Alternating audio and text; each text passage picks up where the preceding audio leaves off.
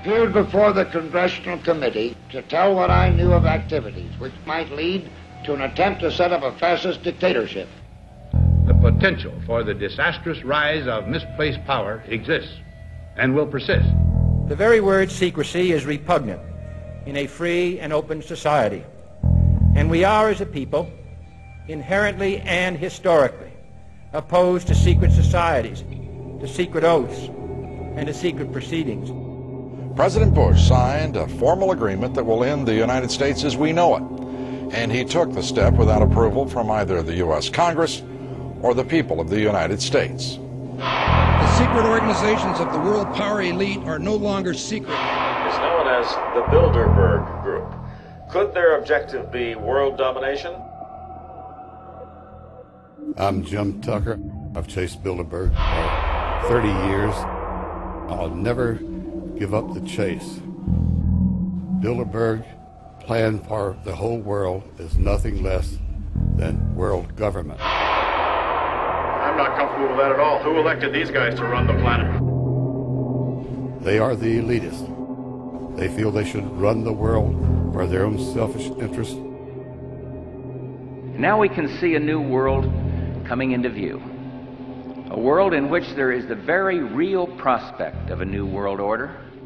Bilderberg is making great progress toward a world government, and only an educated, informed public can stop them in their tracks. David Rockefeller admits in his own memoirs that he wants to destroy the United States. Right. He's a traitor! It's good to be back at the Council on Foreign Relations. As Pete mentioned, I've been a member for a long time and was actually a director for some period of time. I never mentioned that when I was campaigning for re-election back home in Wyoming. Let us never tolerate outrageous conspiracy theories.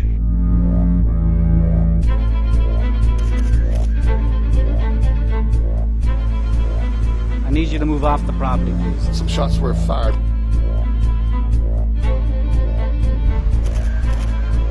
There's Bilderbergers right there. The Trans-Texas Corridor is a vital part because we stop it here in Texas. We stop the New World Order right here in Texas. This thing started here. And to save this country, we kill this damn thing here.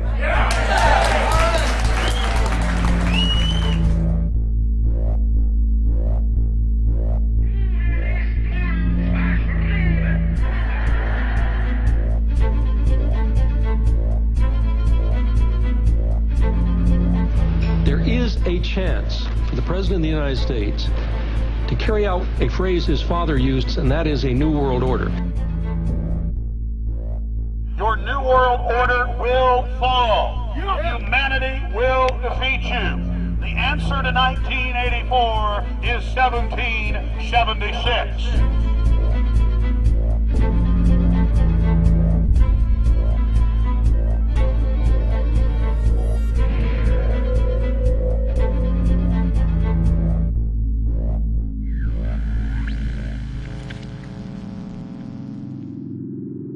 In the near future, Earth is dominated by a powerful world government.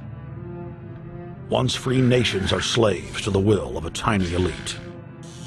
The dawn of a new dark age is upon mankind. Countries are a thing of the past. Every form of independence is under attack, with the family and even the individual itself nearing extinction. Close to 80% of the Earth's population has been eliminated. The remnants of a once free humanity are forced to live within highly controlled, compact, prison-like cities. Travel is highly restricted.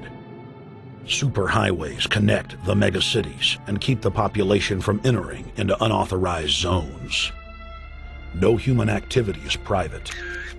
AI supercomputers chronicle and categorize every action. A prison planet dominated by a ruthless gang of control freaks, whose power can never be challenged.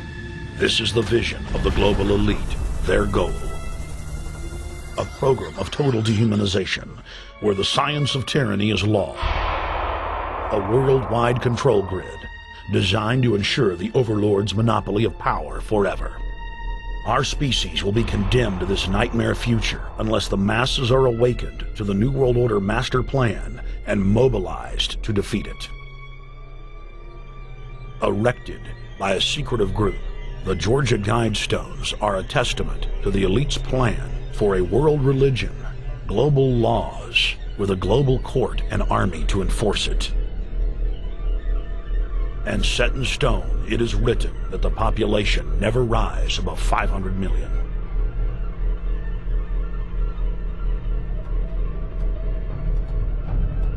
In this film, you will learn how our world is truly governed. You will see how highly secretive roundtable groups interlock to form a global intelligence network. This group has been steering planetary affairs for hundreds of years. Now, in the final stage, they prepare for open world government. A goal tyrants throughout history have lusted after. Dr. Michael Kaufman is a published ecologist specializing in ecosystem research, forest ecology, and ecosystem classification. Dr. Kaufman played a key role in blocking the ratification of the Convention on Biological Diversity in the U.S. Senate. The concept of a New World Order has been around for centuries. It's been receiving tremendous play over the last half of the 20th century. George Bush, the first senior president, George Bush, used it a lot in his speeches and really implies that he really wants to see a order in which we have a universal or a global type of governance in which every human being on planet Earth is ultimately responsible to policies that are being formulated at the international level. It is a big idea, a new world order.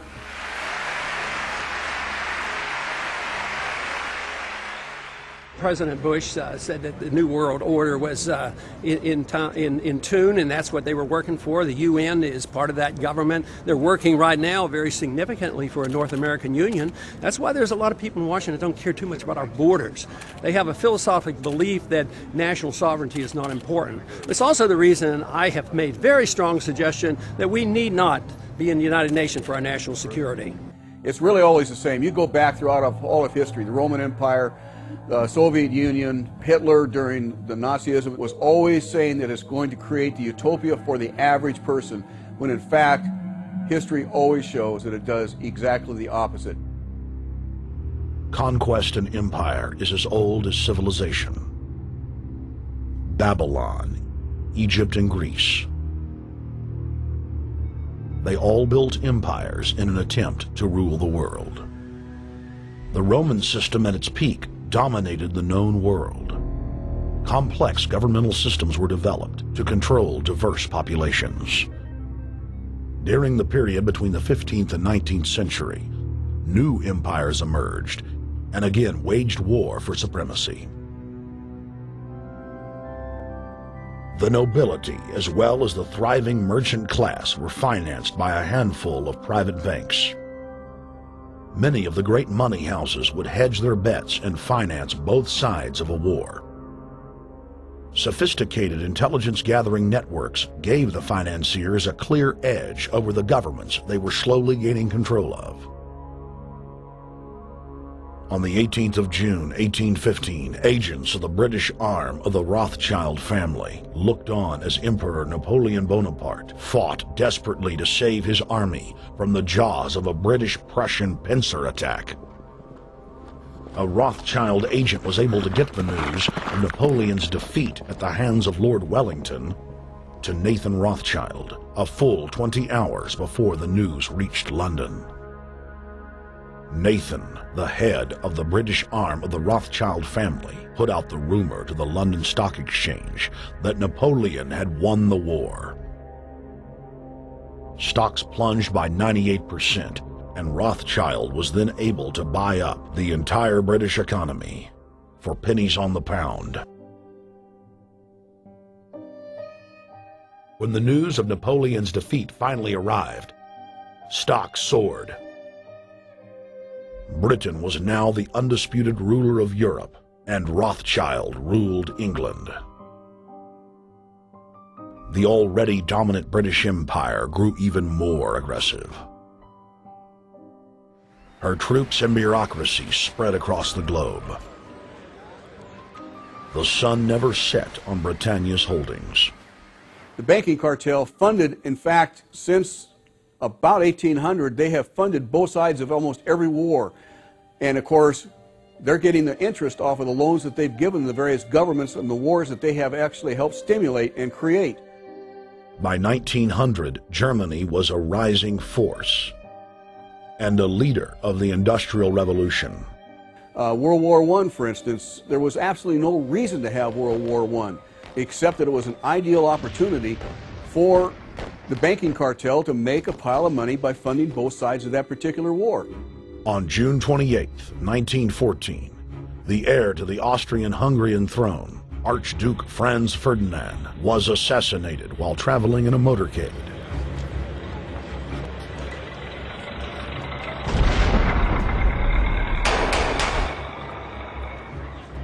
The Black Hand, a Serbian secret society with connections to French and British intelligence, took credit. World War I had begun.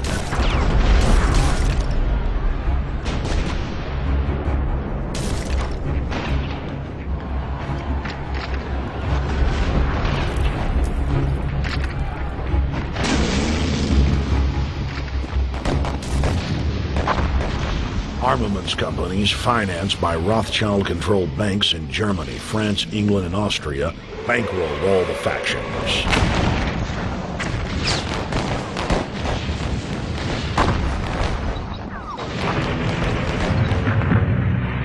At least 20 million were killed in the war. It was a conflict so terrible the people vowed to never fight again. They dubbed it the war to end all wars. Question is, why did they want war? Well, first of all, is money and power. But secondly, they wanted to create the League of Nations. They had this in their plans all along, and as a consequence, once the war was over or about to be over, they began to formulate this idea of a League of Nations, so this would never ever happen again. Hundreds of years of practice made the British experts at hiding their empire behind puppet governments and councils. In the name of stopping all future conflicts, they proposed that countries would join a League of Nations. Their true intention was for the League to serve as a framework for world government. President Woodrow Wilson, who had spearheaded the establishment of the private Federal Reserve System in the United States in 1913, strongly supported the establishment of the League of Nations.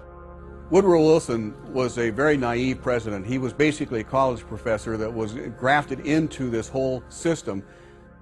The League convened in Paris in 1919, but many nations recognized it as a threat to their sovereignty and refused to join.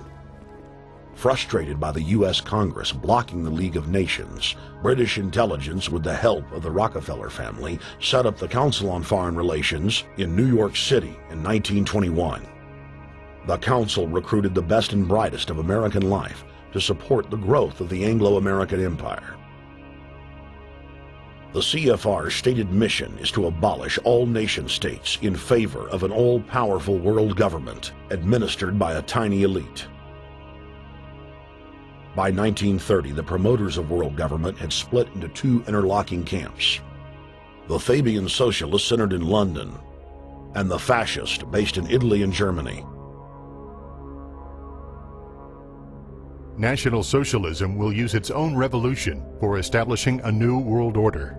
Adolf Hitler. Supporters of the fascists in the United States and England believed that the military should be used to quickly transform the world into a new world order. All the more sophisticated practitioners of globalism stated that incrementalism was the sure path to world domination. Congressional Medal of Honor winner Major General Smedley Butler went public in 1934, exposing an attempt by the robber barons to launch a military overthrow of the United States. The war hero testified to the McCormick-Dickstein Committee in Congress that some of the most powerful men in America had tried to recruit him to lead a military coup so they could set up National Socialism in the United States.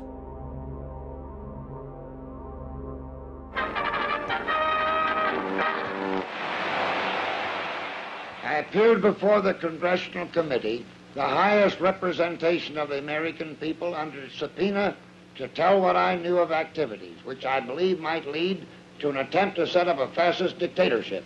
I was supposed to lead an organization of 500,000 men, which would be able to take over the functions of government. The fascist had also made deep inroads in England. Edward VIII, King of England, was forced to abdicate the throne because of his public support for Hitler. Dass es sich dabei nicht nur das negative Problem der Bekämpfung dieser Lehre und ihrer Organisation handelt, sondern die Durchführung der positiven Aufgabe der Gewinnung des deutschen Arbeiters für den nationalen Staat.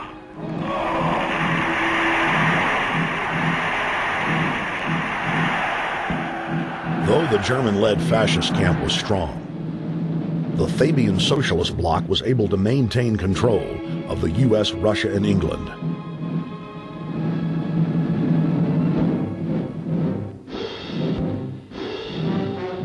In the build-up to World War II, and during the conflict, the bankers again financed both sides, just as they had done with Napoleon.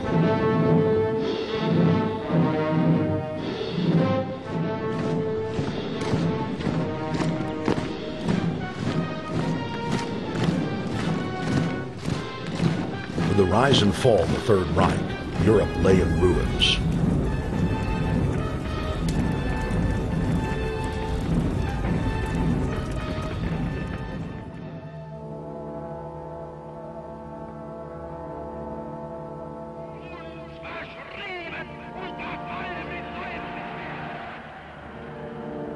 Once again, the elite claimed that only global governance could save humanity from certain destruction. And this time, the elite would succeed in setting up their world body.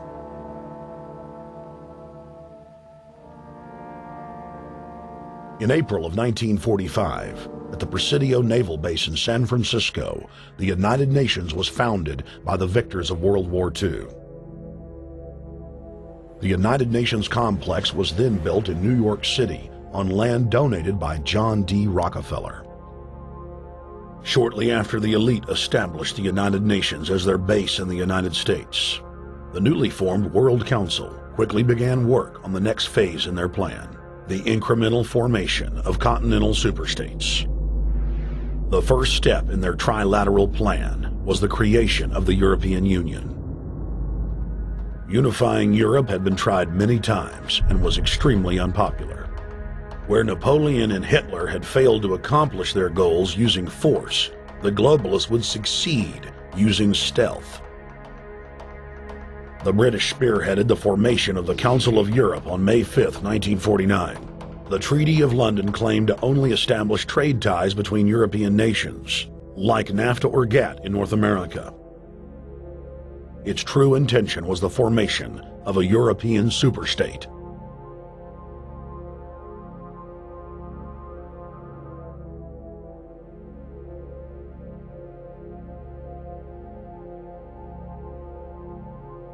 In 1954, the elite of the planet met in secret at the Bilderberg Hotel in Oosterbeek, Holland. The Bilderberg Group would later admit that their mission was the formation of the EU. Once the EU was established, under the guise of trade deals, a North American Union and Asian Union would be formed. The three interlocking superstates formed the core of the global government, while the United Nations would serve as a world regulatory and enforcement body over the Third World subregions. The Bilderberg Group consists of the heads of all of the managing roundtable groups that steer individual countries. Picture the elite power structure of the world as a giant pyramid, with only the elite of the elite at the tip top of the capstone. The group has been so secretive that until the mid-1980s, the controlled corporate media denied its existence. Into the late 1990s, coverage only consisted of rare one-line mentions.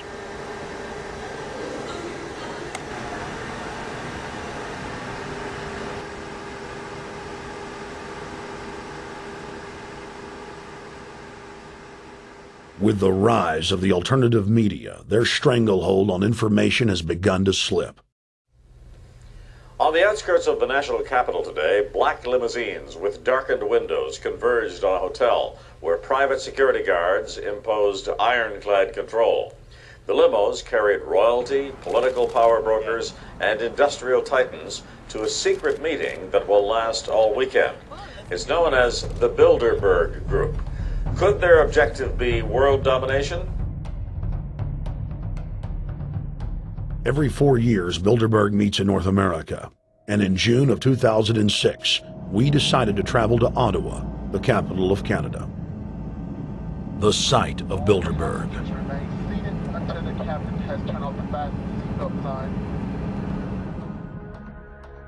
In Bilderberg's long history, many reporters attempting to cover the group have been harassed, detained, and even jailed.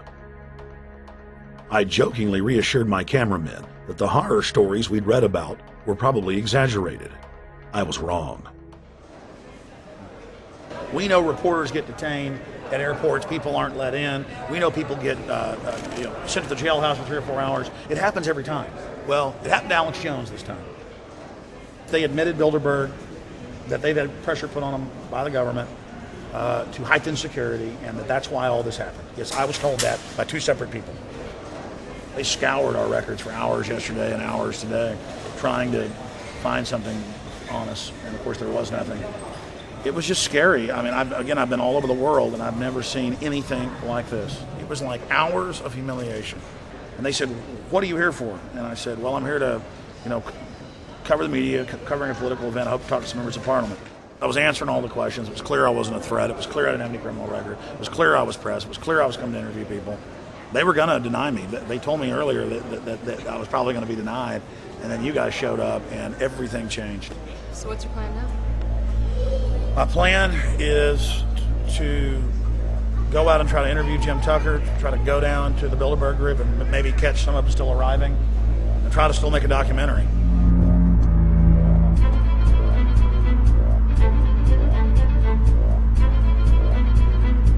So instead of being here at 8 a.m.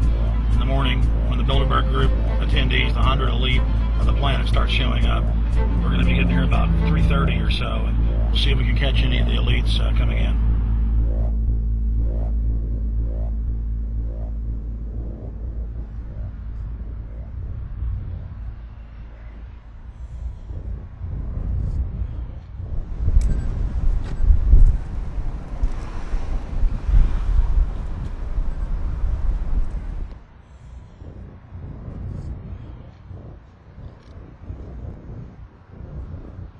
What do you think's on the agenda for this edition of the Bilderberg Society's annual meeting?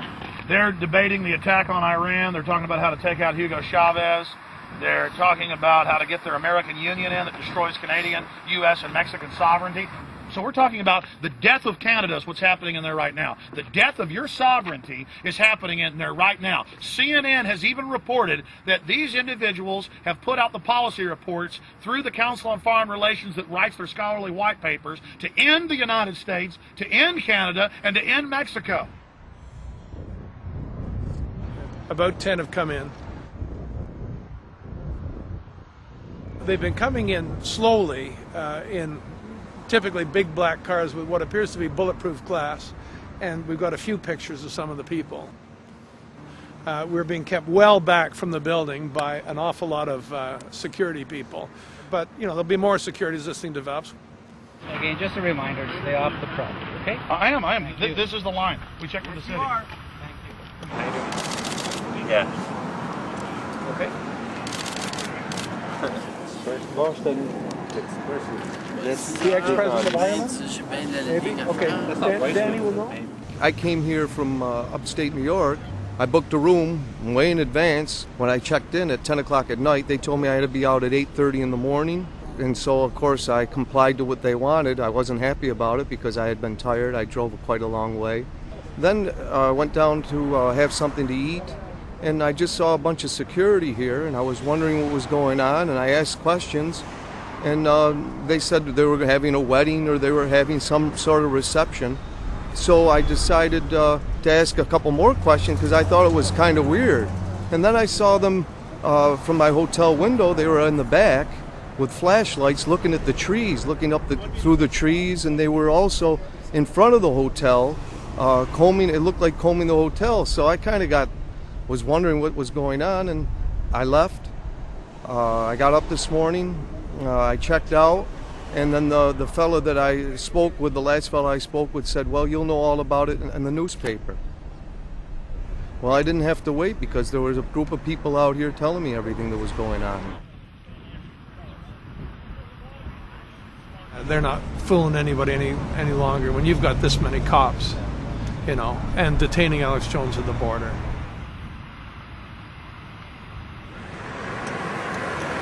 Get them on both sides. Yeah, you crook. Yeah, you're gonna go to jail like Ken Lay. Oh yeah, there's one right there. Hi. Hey, we're not your property. We're not your slaves. We're gonna defeat the New World Order. The New World Order is gonna be defeated. You realize that? I'm glad you do. Always does throughout history.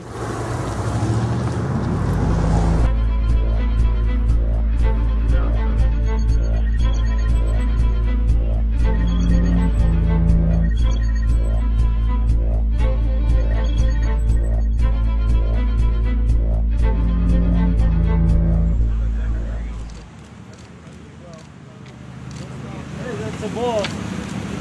Boss is leaving. Etienne Davignon is the honorary chairman of the Bilderberg Group, as well as the head of its steering committee. The committee he heads selects and invites each year's attendees. In the last decade, the list of attendees has been leaked to reporters by moles on the inside. Veteran newspaper reporter Jim Tucker has been covering the Bilderberg meetings for over 30 years and has physically attended more than 20. We traveled back to our hotel to see if Jim Tucker received the 2006 list. First heard about Bilderberg in 1975, and I said, I don't believe it. That's not possible. Who in hell's Bilderberg? I spent 20 happy years with metropolitan newspapers. All the wires are clicking at my ear. That could not happen without me knowing about it. And the thing that first impressed me most was columns in 1957 by the late, great Westbrook Pegler, widely syndicated columnist. He wrote 2 lengthy columns about how approximately 100 leaders of international finance, heads of state, high public officials were meeting behind armed guards and closed doors on Jekyll Island, sealed off. What are these powerful internationalists doing? And why is it so secret? Why do they have armed guards outside? Why is it sealed off? The newspapers totally ignore it. Not a word. Total blackout in the United States. Since then, I've never stopped pursuing Bilderberg, or the whole international gangster organization led by Rockefellers and Rothschilds as they manipulate the world for their own selfish interest.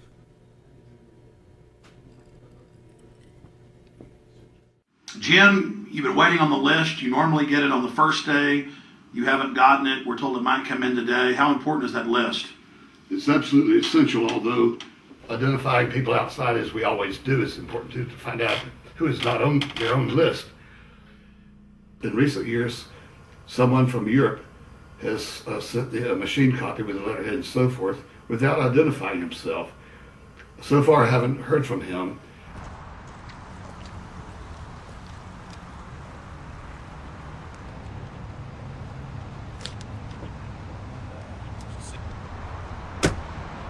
Well, Bilderberg assumed that name in 1954 at their first meeting as Bilderberg at the Bilderberg Hotel. It's a little bit like Shakespeare's As You Like It. They say to Shakespeare, what do you want to call this book? And he says, As You Like It, meaning whatever you want to call it. And they thought it was dictation, so one of his plays is called As You Like It, and the title has nothing to do with the play. So that's how the Bilderberg came by their name. Now, they had been meeting for half a century. The moneyed class had been meeting But they decide they have to meet systematically every year, well planned in advance, in addition to maybe other smaller meetings throughout the year. Sure this is the right turn, Jim? No. Let's see if we can start.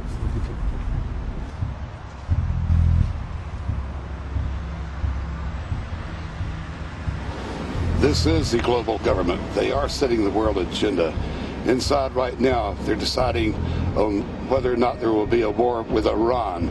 They're deciding whether or not taxes will increase, whether oil prices will be suppressed or increased. There's much more on the agenda that we'll be finding out in the fullness of time. But those are 3 items that are heavy on their list this year.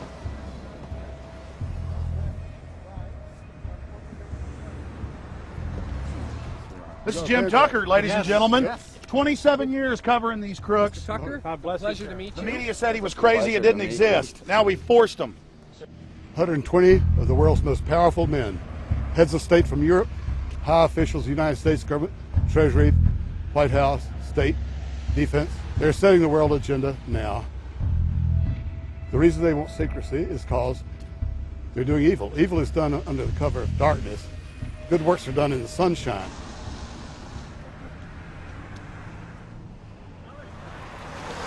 Hi, how you doing? Good. Get off the property, please. Well, Jim has some questions for you. I need you to move off the property, please. Okay. This is private property. Sure. It's a public sidewalk. Oh, yeah, we are cooperating. Thank you. Right onto the sidewalk. Yeah, there's no implication that we aren't cooperating. Right onto the sidewalk and stay there, please. Sure, yeah, thank you. Great. Jim has some questions for you. Again, I need you to stay right on the sidewalk. Yeah. Thank you very much. We actually checked with the city. The property line's actually right here. Also, that's good. Property line's actually right here.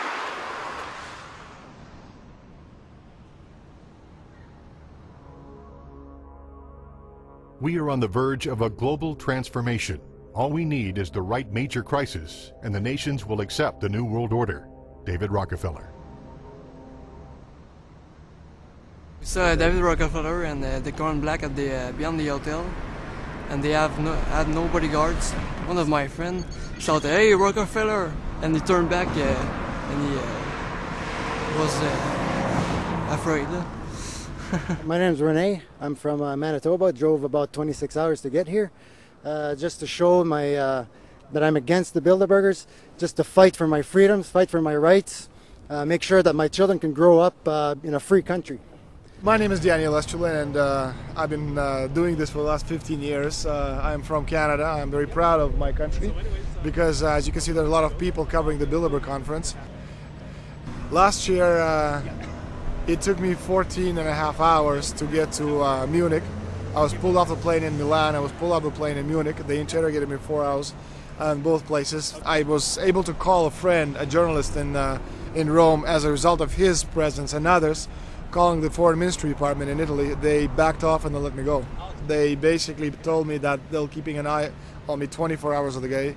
The little hotel where we were staying at, Jim and I, out of the 20 rooms, 6 were occupied, 3 by the CIA and 3 by the German Secret Service. That's how serious these people are, and that's how afraid they are of actually what we may be able to reveal and what we actually do reveal publicly about the Bilderberger intents.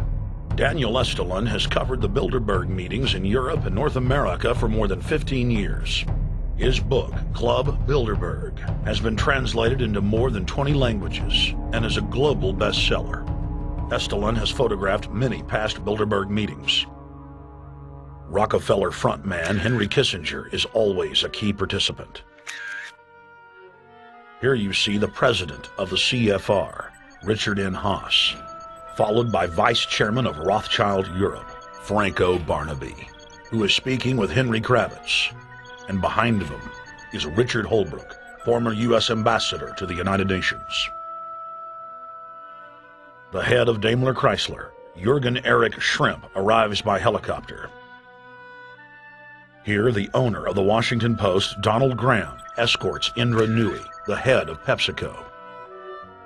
Queen Beatrix of the Netherlands, whose father, Prince Bernhard, founded Bilderberg, is a leading figure in the group. Of course, globalist kingpin David Rockefeller, seen here with his bodyguard, James Ford, always attends. The then newly appointed World Bank chief Paul Wolfowitz is photographed at Bilderberg 2005. It has been reported that Wolfowitz had attended previous meetings while still the Deputy Secretary of Defense, a violation of the Logan Act. Under the Logan Act, it is a felony offense for any member of the federal or state government to meet with members of a foreign government without the express authority and authorization of the President or Congress. Put simply, it is illegal for members of the government to meet secretly behind closed doors with foreign power brokers due to the problems of corruption and espionage that it breeds. For this reason, many prominent politicians attend, but their names do not appear on the official list. Despite the Logan Act, the governor of New York's name, George Pataki, does appear on the list, and we were able to catch the governor on tape walking with David Rockefeller at Brook Street. Multiple staff members inside Brook Street reported to us that Hillary Clinton attended for half a day. Several armored limos with diplomatic plates did arrive with police escorts and offloaded their passengers in the underground parking garage out of the sight of the press. Former World Bank President James Wolfensohn sardonically stared at our cameras.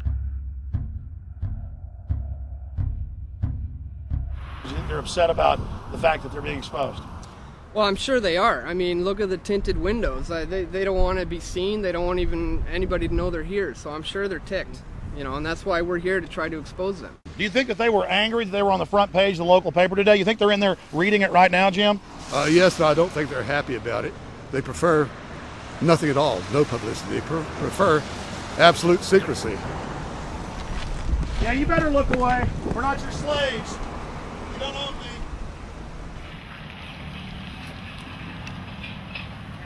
Did you get a list of the attendees and everything, or not?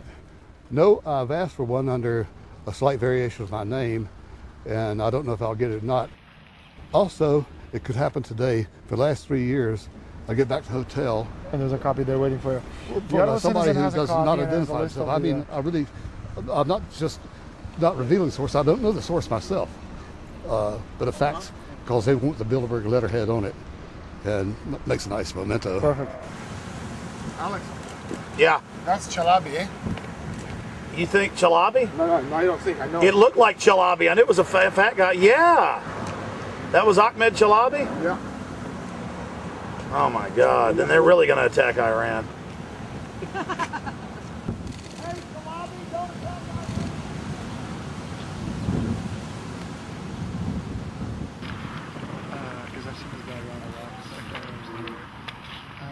This guy is too, but our president. I have it. It's S. Yes, scanning everywhere. Adrian Woolrich. Over the last couple of years, they've been reeling with the amount of leakage that they've been experiencing, so it's getting harder and harder. But again, it will never get too hard for us because of the sources that we have inside, are top-notch sources, people who are actually working for them, the Secret Service, the second layer, people in the Bilderbergers, the clerks, the administrative office. They are there. They are our eyes and ears, and every time there's something out, we always get the information. That's Francisco Pinto Balsamao. I think that's the Queen. It's the Queen. Yeah. Oh my God, you can't kiss her hair. You see her? Yes. Oh my God. The Queen of Holland. What usually happens, the Secret Service guys who are protecting the Bilderberg delegates, the staff, the cooks, the chefs, when they actually get to see and to hear what some of these nasty people are talking about, they're the first ones to look for us and the first ones to make sure that we get the information from the meeting. We're very rigorous with information that does come out. We double, triple, and quadruple confirm the sources, make sure that all the information checks out. A lot of the stuff, the Bilderbergers have planted information, make sure that this disinformation nullifies the accuracy of the reporting, which is why we never publish the first thing we hear.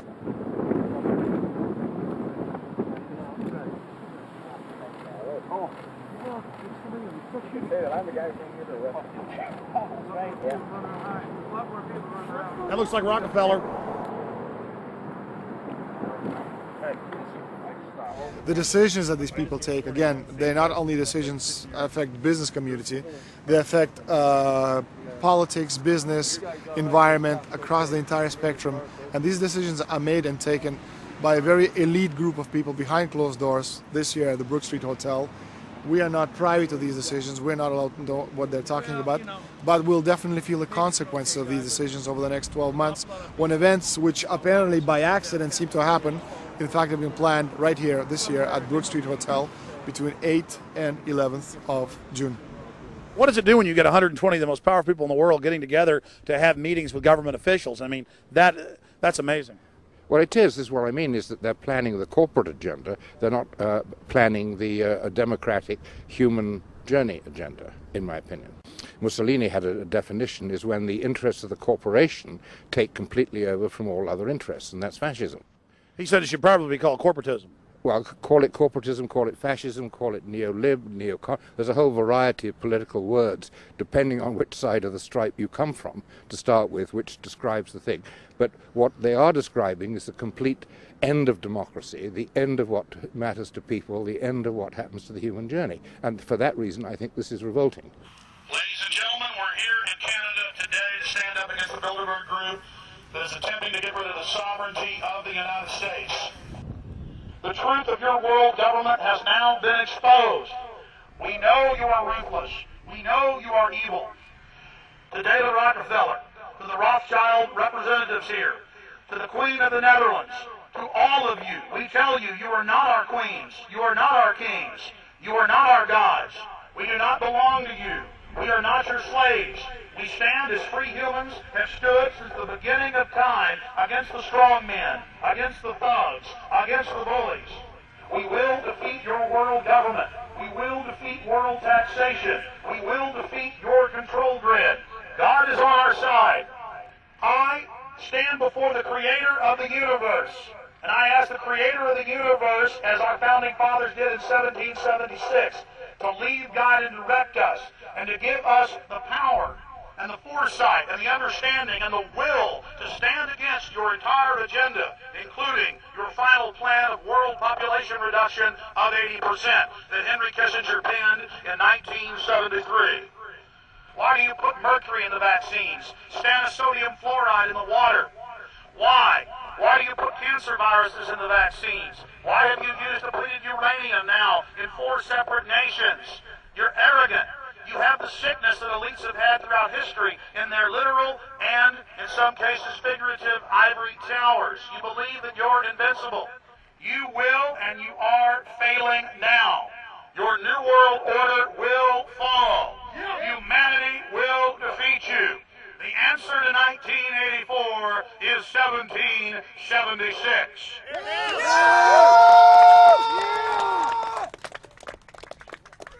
Bilderberg is an elite organization, and the way it works, the protocol of the meetings is the staff, after they're vetted out, they're told exactly how they're supposed to behave themselves, meaning that they can never address the attendees, they can never speak to them unless they're spoken to first, they can never look them in the eye. They have to approach them from the right side, the people who are right-handed, and from the left side, the people who are left-handed. They can never look them straight on. And needless to say, all the information that is being spoken during the conferences is under no circumstances allowed to come out. That's what they're told. They're threatened with not being able to find another job anywhere in the sector if they reveal any information to the press.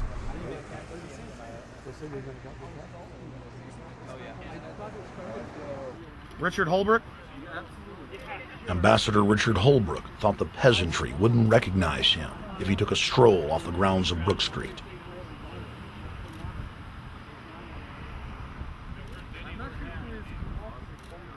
Holbrooke cackled when I told him that we were not his slaves. Holbrooke, we're not your slaves, Holbrooke. We're not your slaves.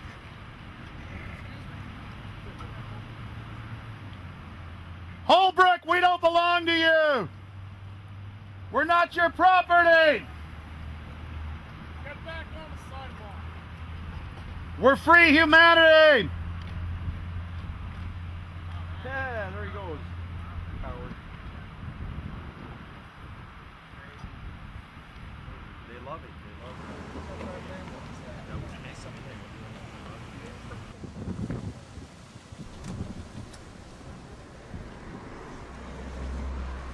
it. Okay, we're going to be going around the back here, guys. Hey guys, how you doing?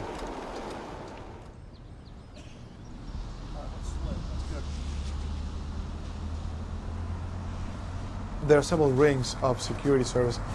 The American delegation at every Bilderberg meeting is usually protected by the CIA and a special division of the US Army. The British delegation is protected by the MI6.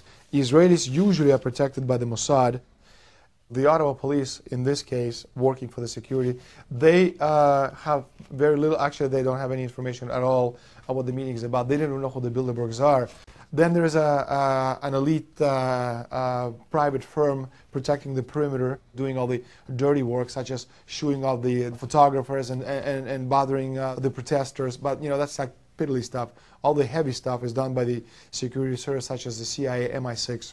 Some years ago, my legs were a little bit stronger than they are now, and I crept over a fence under cover of darkness and approached. The cops started yelling and pointing at me, so I ran with speed I didn't know I still had, and some shots were fired, but they were far above my head. I mean, they were intimidating, but they were not really trying to kill me. Not when sharpshooters are fired far above, 20 feet above your head. Bilderberg was founded by David Rockefeller and the Rothschilds of Britain and Europe. They're still the main powers. Baron Evelyn D. Rothschild, a male, attended for many years. Rothschild is still represented. You'll see them on the list of participants. Somebody representing the Rothschild Group. They are the main powers behind Bilderberg. The Dutch Royal Shell is part of the Queen's fortune. Of course, the Rockefellers have always had heavy oil interests. That was the original source of their old money from the old man. Jim just got the official Bilderberg letterhead list from his mole inside the Bilderberg Group. Let's go look at it. Wall Street Journal.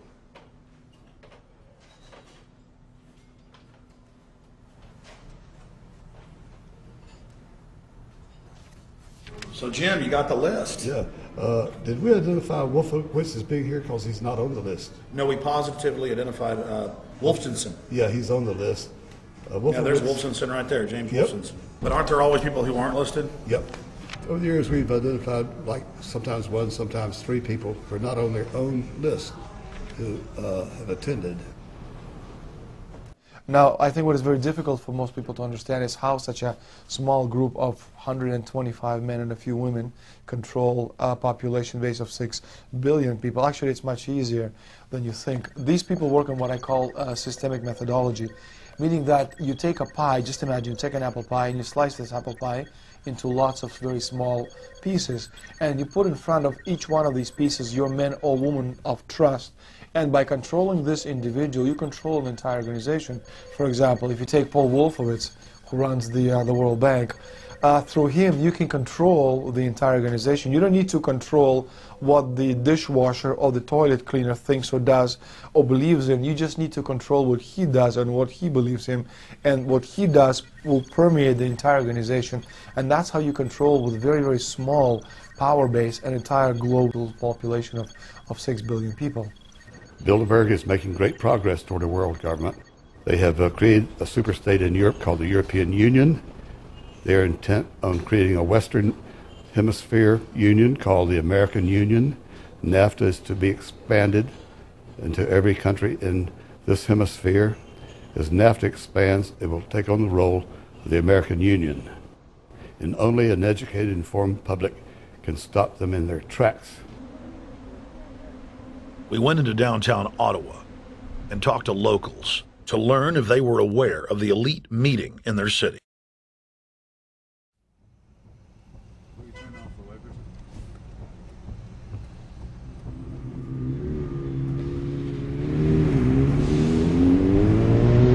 Hey guys, attention just for a second. I just need to tell you that a group just met here in Canada and they're trying to get rid of your sovereignty, merging you with the U.S. and Mexico. See, it's not funny, I'm serious. And your news isn't going to tell you about this. This is deadly serious, so I'm just letting you know and I'm telling you about it. As they say, they are the guys that run the world. They make the decisions for we, and we just carry it out. Sir, did you hear about the Bilderberg Group meeting here in town, the 120 most elite people in the world? No. Hey, did you know that the elite's meeting here in town right now? Have you heard about it? The 120 crime bosses? None of you have heard of it? None of you guys have heard of the Bilderberg Group? They're meeting right now. In the city, around 10% of the people were aware of the New World Order agenda. When we traveled to Parliament, close to half of the people we randomly spoke to were informed.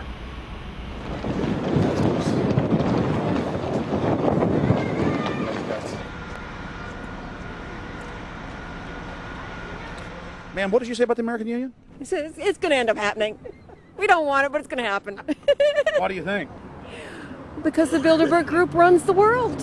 You have the Trilateral Commission that's also part of the Bilderberg, which is the United States, Europe, and Asia. But most of this is public knowledge. Nobody wants to believe that there are conspiracies, that world leaders are already elected before they're voted on. So here we know that Bernard Lord is part of the outer circle. I was surprised to read that Harper addressed the group in 2003 because my understanding was nobody gets into politics without becoming part of the Bilderberg Group. And then you find out afterwards that that is the case, that they have... Well, yeah, well, Bill Clinton went there in 91, George Bush Sr. back in like 85. And Blair, same thing. Who we think that we're electing as leaders have already been pre-picked for us. Whether it's liberal or a conservative, they're already part of the group. They own all the horses in the race. They own the horses, and I understand that, for example, in the United States, it's a one-party system with two factions, though you think it's two different parties. Oh, it is, yeah. So it's like Bill Clinton constantly vacations with the Bushes, and they call him their son, and they actually staged all that in '92, and all that's come out. It's just all staged. They're not going to let trillions of dollars slip through their hands. The good news is people are waking up, though. When you read human history, when you study it, all you see is elites trying to dominate, subterfuge, Machiavellian backstabbing, and somehow in the last 50 years they convinced Westerners that the government's fine, can do no wrong, trust them. How did this happen? It's easy to lead sheep. I mean, people just follow. They don't want to believe these things will happen. No way. We'll just follow along with the norm. That's all. It's just makes it easier for everyone. What's your view on losing Canada's sovereignty? I like this country to stay as it is, and I love the United States to be there. Back in Austin, the capital of Texas, the public was frighteningly unaware of the nation's peril.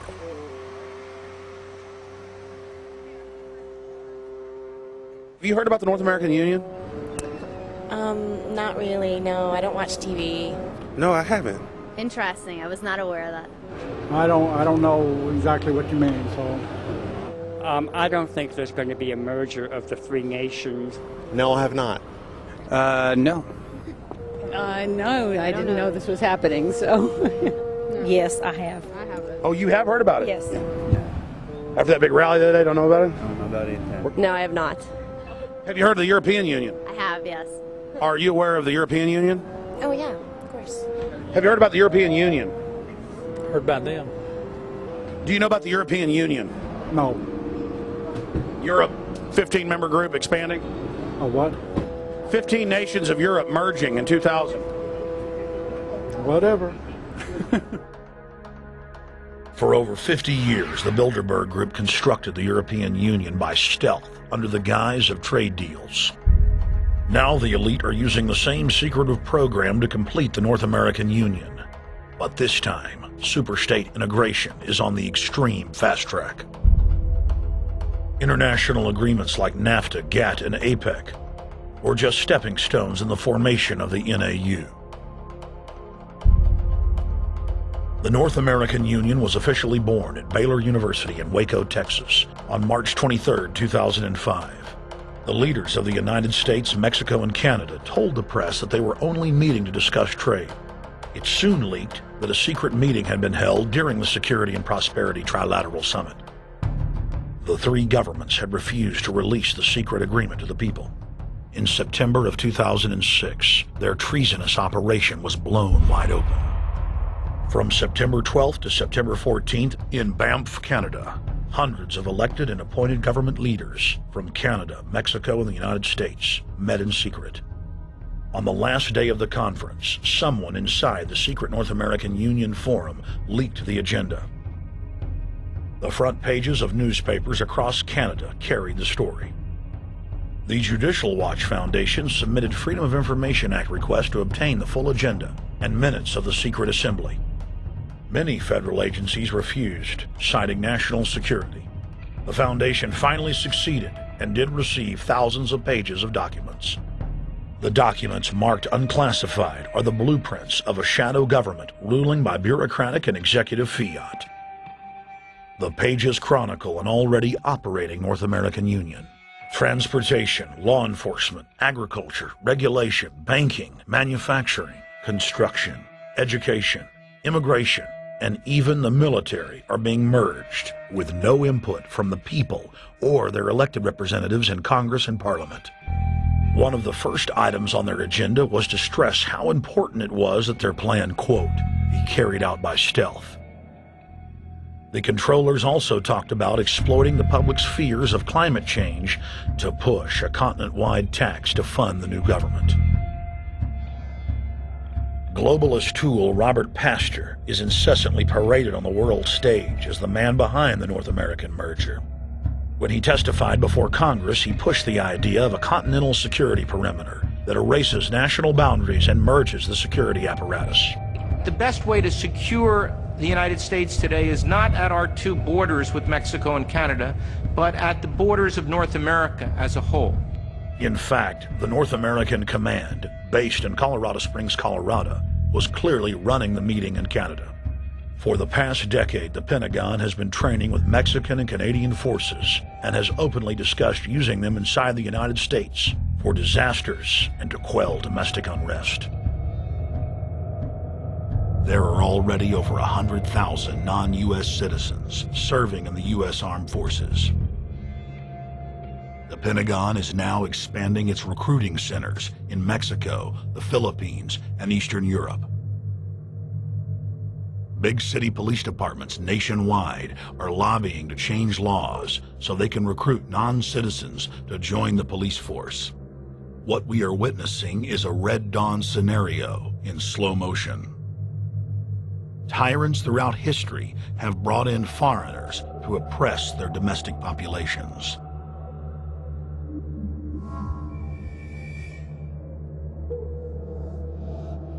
When their coup by stealth was exposed, the three governments went into damage control mode.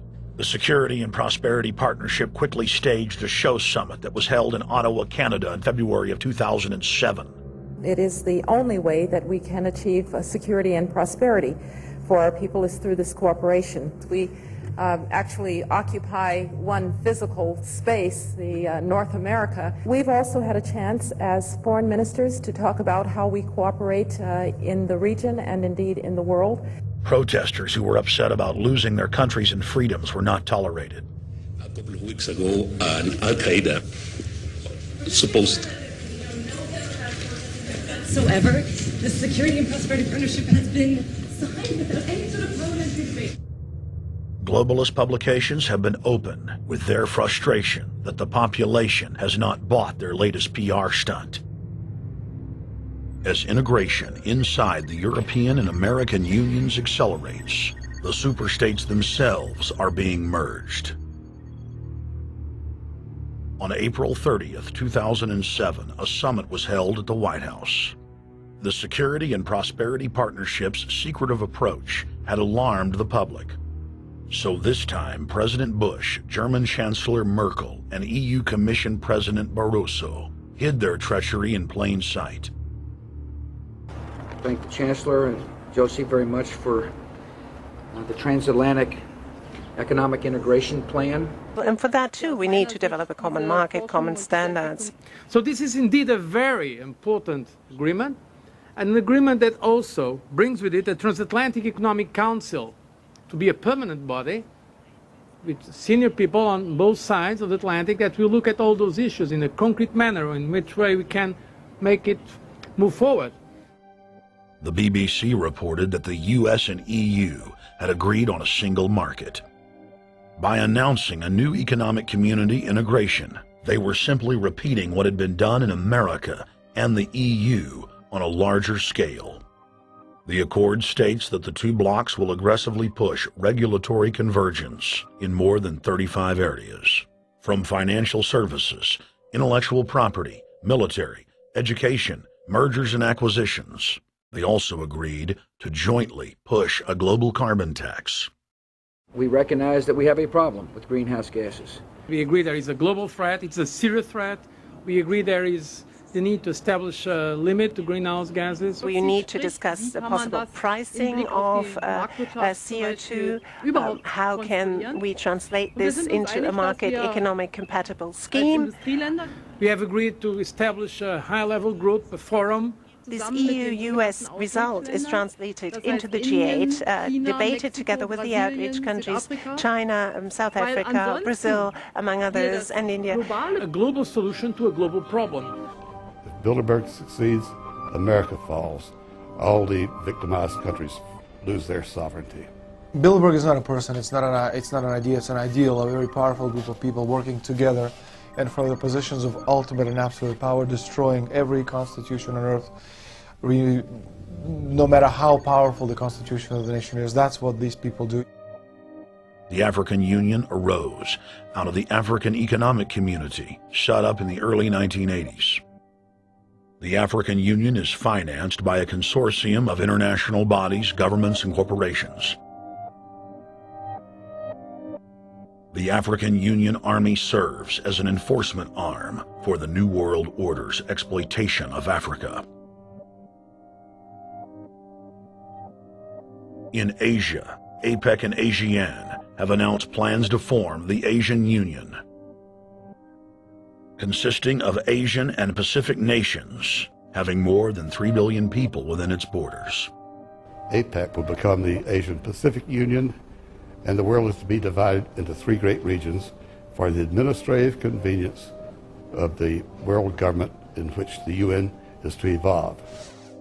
As the unions form individually, they are simultaneously merged to form the first planetary government.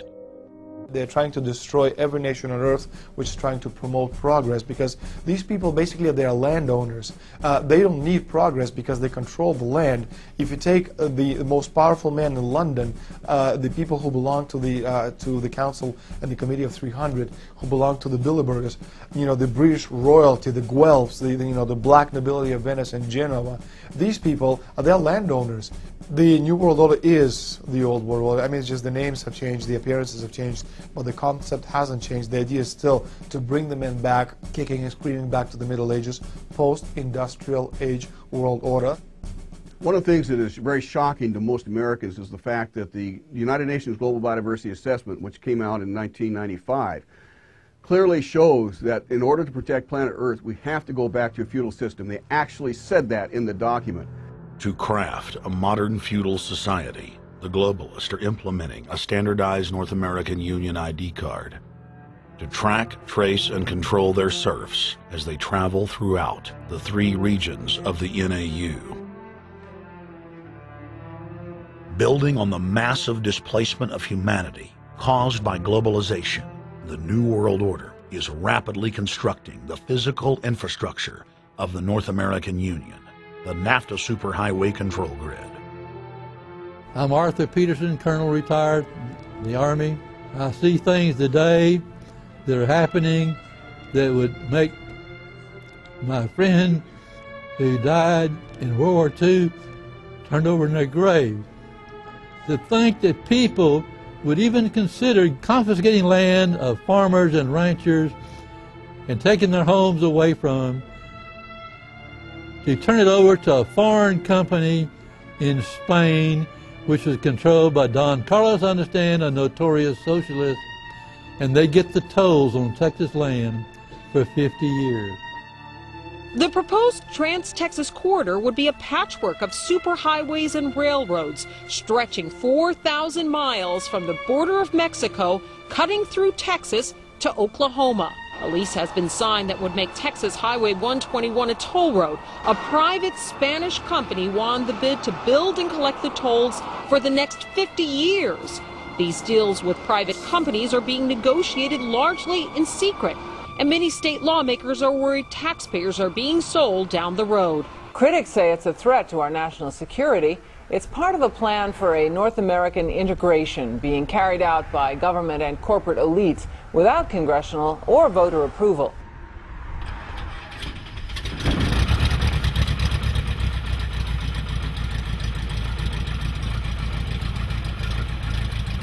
We took to the air over central Texas to get a bird's eye view of the Trans-Texas Corridor, which is under construction and will form the heart of the Trans-NAFTA superhighway system.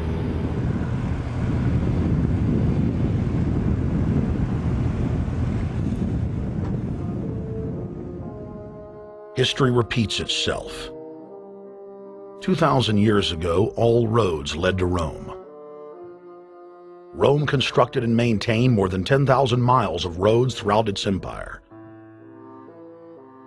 The roads were used to project Roman military power, to control commerce, and to bind the nations and peoples they ruled. Rome also demanded tribute. Roman subjects from Albion to Judea were forced to pay a tax to use the roads. The Romans would then use the tax to dominate their subjects. Today's superhighways are a powerful tool in the globalist arsenal. They are instrumental in tearing down national borders and merging nation-states into larger confederations. Foreign governments and corporations are predatorily seizing infrastructure across North America, but nowhere has their attack been greater than in Texas. Texas is the front line. Over 8,000 miles of existing roads and land are being handed over to government-backed foreign companies. Foreign companies buy the legislators, who then turn over complete control to the same foreigners who finance their campaigns. Government power is then illegally transferred to unelected quasi-governmental regional boards that circumvent local governments and the will of the people. The next stage of this world government plan is to have a transportation control, and that is called the NAFTA superhighway, or in Texas called the Trans-Texas Corridor. It confiscates 584,000 acres of land to be transferred into control of a Spanish company which will collect tolls in Texas for the next 50 years, and there's no limit in the amount of tolls that can be collected. More than 80 federal and state highways have been designated as international arteries. The I-35 NAFTA corridor starts deep inside Mexico and travels through the middle of the United States and ends in central Canada. Container ships from Asia dump their cargo on the Pacific side of Mexico. It then travels duty-free by rail to the new Kansas City inland port, now considered sovereign soil of Mexico, in the heart of the United States. Under international agreements, predominantly foreign companies are placing tolls on already existing paid-for roads. Federal, state, and corporate documents show that they will then use the revenue raised to build up the transportation infrastructure of Mexico, not the United States or Canada, so foreign-made products can pour in even faster from Mexico. Revenues raised will also be used to fund the fledgling North American Union and its growing bureaucracy. Bottom line, they're using our own money to enslave us. First of all, they're proposing a North American tribunal, which would be similar to what we have in Chapter 11 of the NAFTA agreement, which is trumped by international law. The U.S. Supreme Court and our Constitution could potentially be rendered invalid, and what we would have is new North American business law that would trump what we have here in the United States. What is also interesting to note that the NAFTA headquarters is in Mexico and controls the United States trade and rules against the United States Congress, and no one seems to challenge it. it's very probable and probably inevitable that our right to bear arms would be challenged in a North American court. So this is just an example of what's happening and what's being proposed. We want to keep our trial by jury system. We want to keep our right to keep and bear arms. We want a system where we have a Supreme Court and not have a tribunal that will be superior to the Supreme Court. In 2005, Cintra, a Spanish-owned company, signed a secret agreement with the Texas Department of Transportation to erect toll roads on existing roads and to toll new roads that were completely paid for by tax dollars. There are people, believe it or not, in Texas who don't know what the Trans-Texas Corridor is. TTC 69, which they'll have the environmental hearing starting this spring on, runs through my part of the state. And there are people over there who have no idea what's fixing to come in their backyard. TxDOT, an unelected state agency, claimed that the agreement with the foreign company was even secret from the Texas legislature. When the truth came out, newspapers across the state called for heads to roll politically. Cintra's response was to have its Australian subsidiary make its first U.S. newspaper buy. Every newspaper they bought was along branches of the Trans-Texas Corridor and had been critical of the toll road plan. The cost of 40 or 50 newspapers is nothing compared to the profits that'll be made. Just Phase 1 alone of the state toll road plan is estimated to raise more than $200 billion in just the first 15 years.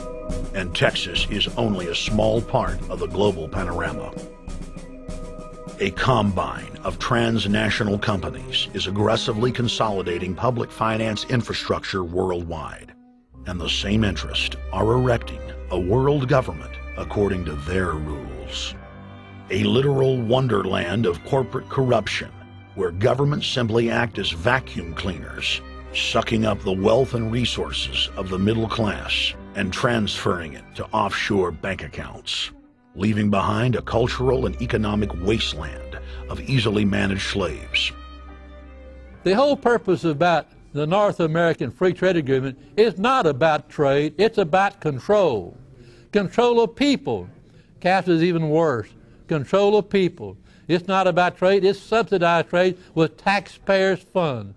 This thing started here. And to save this country, we kill this damn thing here. To stop it here in Texas, we stop the new world order right here in Texas. Polls consistently show that over 90% of the people are against the NAFTA highway systems and its toll roads. As the people learned of the threat, they got angry and took action. Our ranch is part of the original Spanish land grant, and I would love to not have to give it back to Spain.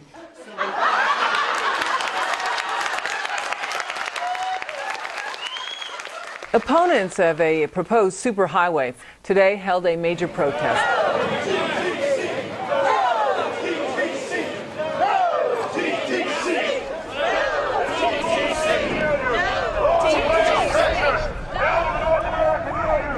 A majority of Texas counties have voted to resist the plan for a North American Union and have vowed to block the construction of its infrastructure. Heck, we already know in a law that was passed by a subservient United States Congress, where practically nobody in the entire Congress stood up and said no, they've already passed a law saying all their driver's licenses are going to be chipped. Well, I'm telling you right now, I'm not going to carry in a driver's license that's got a chip in it so Big Brother can watch everywhere I go and shoot and see everything I do. No, no, hell no. No, all of it. No, no. We, the people, own this plot of ground.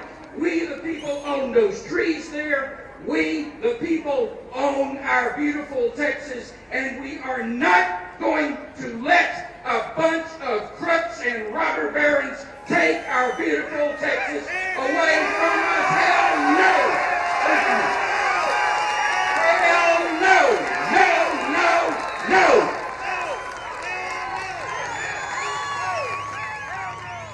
RFID tracker chips embedded in state inspection stickers and toll tags are already being used to track the population. The new system is also meant to control growth and steer development through so-called smart growth. smart growth, which is nothing more than an effort to bring control into the cities.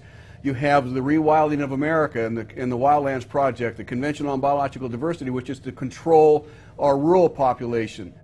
Toll roads on interstate highways nationwide are walling off exit ramps to small towns and rural communities, and are creating ghost towns by design. This trend is accelerating under the NAFTA highway system and is meant to rewild more than half the country. All of these things are designed to bring more and more control to bureaucracies rather than to the independent individual, the sovereign individual of this nation. What brought me into this whole discussion was the fact that while I was doing this multi-million-dollar research effort in the 1980s and early 1990s, I became aware of an agenda basically to lock up one half of the United States into wilderness corridors and reserves. What's called the Wildlands Project, but it was also a key cornerstone of the United Nations Convention on Biological Diversity. It was during that study in which I began to realize that this was not an effort to protect the environment, but an effort to control you and I. They were dividing the United States up into little compartments in which they would rip out roads, which they would rip out whole communities and put them back in the wilderness. The federal highway system was designed by Pentagon war planners in the 1950s to serve as a rapid deployment conduit to move ground forces for the defense of the United States during invasion.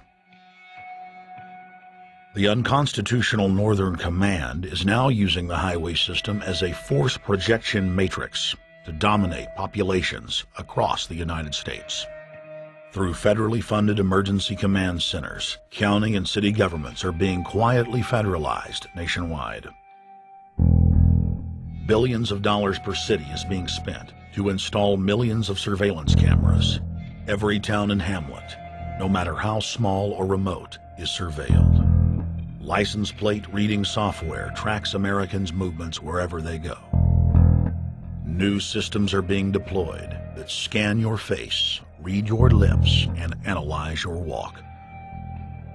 Under the treasonous Military Commissions Act, American citizens can be secretly arrested, stripped of citizenship, flown to offshore torture camps, and secretly executed.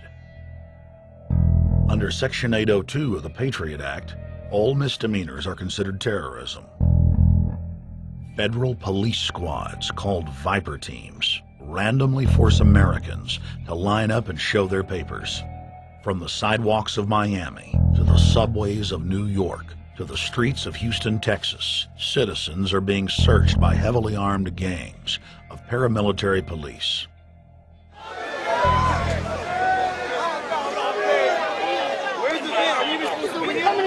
Come on, guys, come in. Yo, can you get that camera off of us, sir?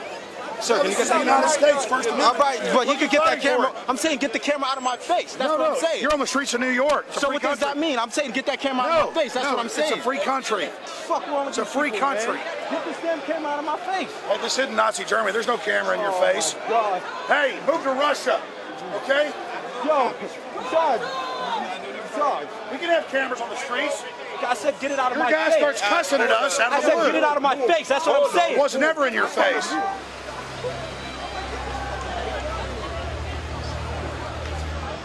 Yo. Long before 9/11, the Pentagon was aggressively violating the federal law that bars the military from policing the American people. Coast to coast, for more than 2 decades, teams of troops would just appear out of nowhere and randomly stop cars and search pedestrians. The acclamation accelerated with regular Army searching bags at the Super Bowl and the Kentucky Derby, as well as other high-profile events. Then President Bush signed a Defense Authorization Act, which radically increased the funding for the already bloated shadow government. In the act, the executive branch formally announced that it was preparing for domestic insurrection and went on to preemptively strip the state governors and legislatures of their powers. The federal government is openly announcing that it is the only authority as it treats the people and the states as enemies. Then on May 9th, 2007, President Bush unlawfully granted himself new powers, and the presidency officially became fiat dictatorship. In the past, continuity of government has been shared by the legislative, judicial, and executive branches of government. Now, all power resides with the president. For the smallest of reasons, including, in the document's own text, any incident in the world, regardless of location, that affects population, infrastructure, environment, economy, or government functions can trigger, at the president's will, total martial law. It is important to add that the president is merely a puppet of the global crime syndicate and may not use the new powers, but simply pass them on for use by future puppet administrations.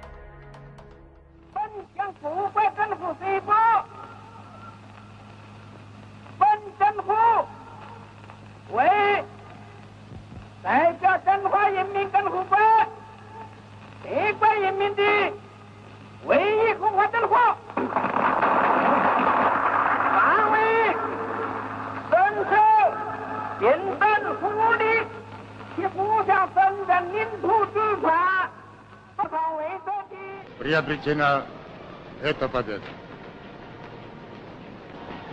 Не забывайте принесенных вами жертв.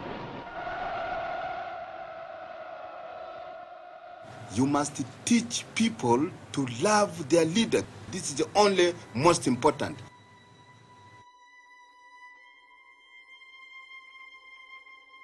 Why don't we learn from the mistakes of our ancestors?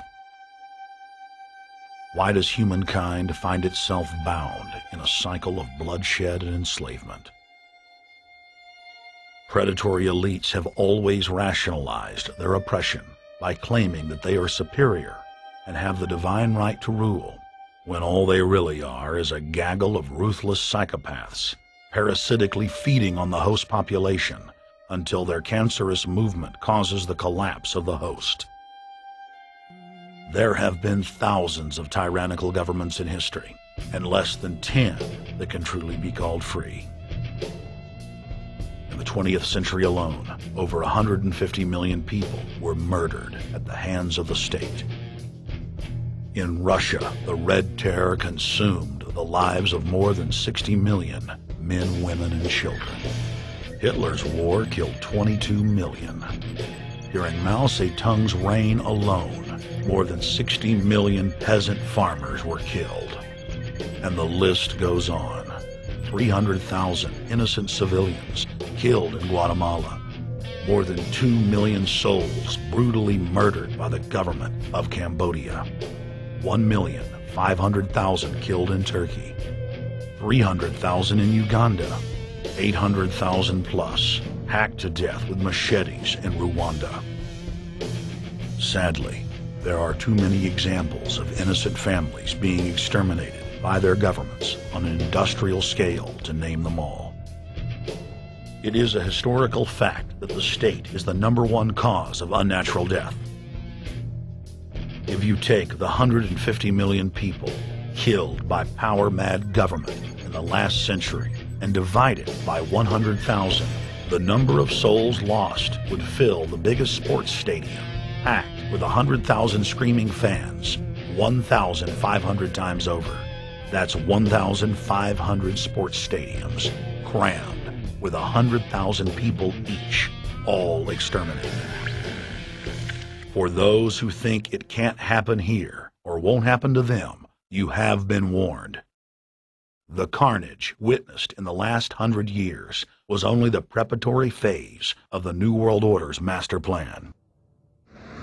稍有常识的人都会看出，如果我们的铁骑继续前进，这个螳臂挡车的歹徒难道能够阻挡得了吗？ Hitler and Stalin's crimes are now part of history. But the communist Chinese system of evil is not content with racking up the highest death toll in history. The mass murder and enslavement is still going on today and enjoys the full support and sanction of the New World Order. 摄像机拍下的这个画面，同西方某些国家的宣传恰恰相反，正好说明了我们的军队 Communist China serves as a globalist laboratory, a proving ground where 1.4 billion people live out their lives as guinea pigs who serve as test subjects for the formulation of the brave new world. U.S. and British forces worked closely with Mao Zedong during World War II, and at the end of the war, they secretly backed Mao in driving out Chiang Kai-shek and the Nationalists. The OSS, and then the CIA, believed that Mao would have a stabilizing effect. Bill Clinton's mentor and Georgetown University political science professor Carol Quigley explained in his book, Tragedy and Hope, how the Anglo-American Roundtable groups backed every brand of authoritarianism, from communism to fascism, to ensure that a centralized government dominates the population and the economy as planned. The elite are monopoly men. They seek to create monopolies and dominate populations through the barrel of a gun. In their writings, the leadership of the New World Order has continuously heaped praise on the corrupt communist Chinese model.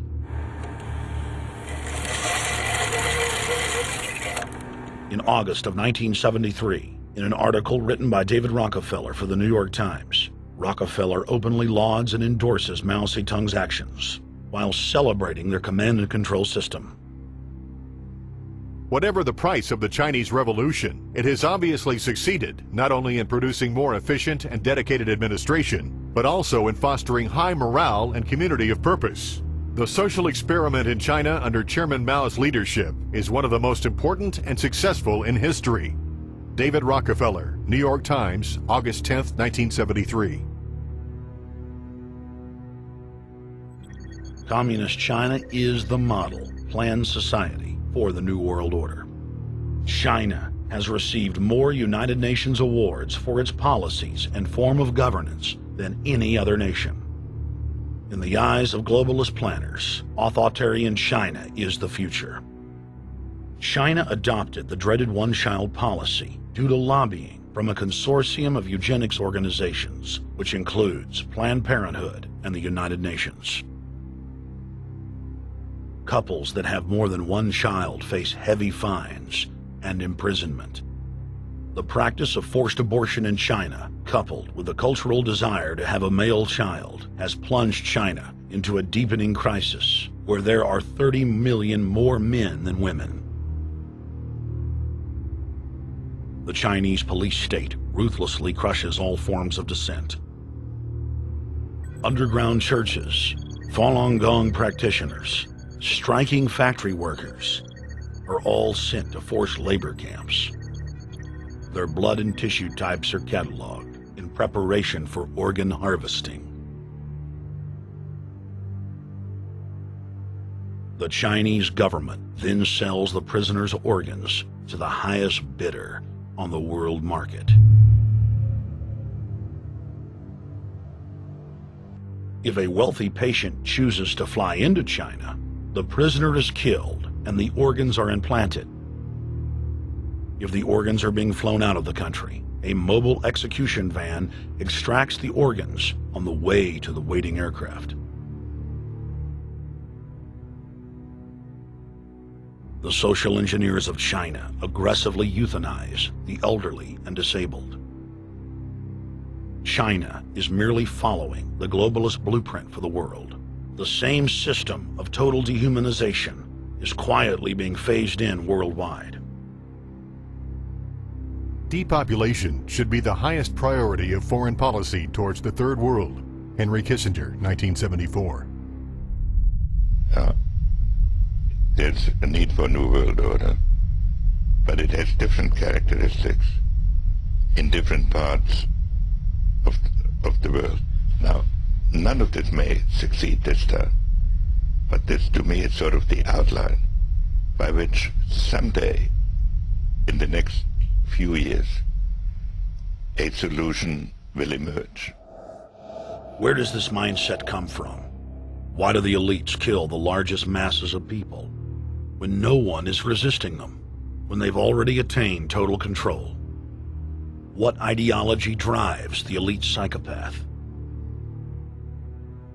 Since Plato's time 2,400 years ago, state planners have openly proclaimed their desire to control every detail of the commoner's life. From breeding programs to mass extermination of undesirables, the dark dream has continued on for millennia.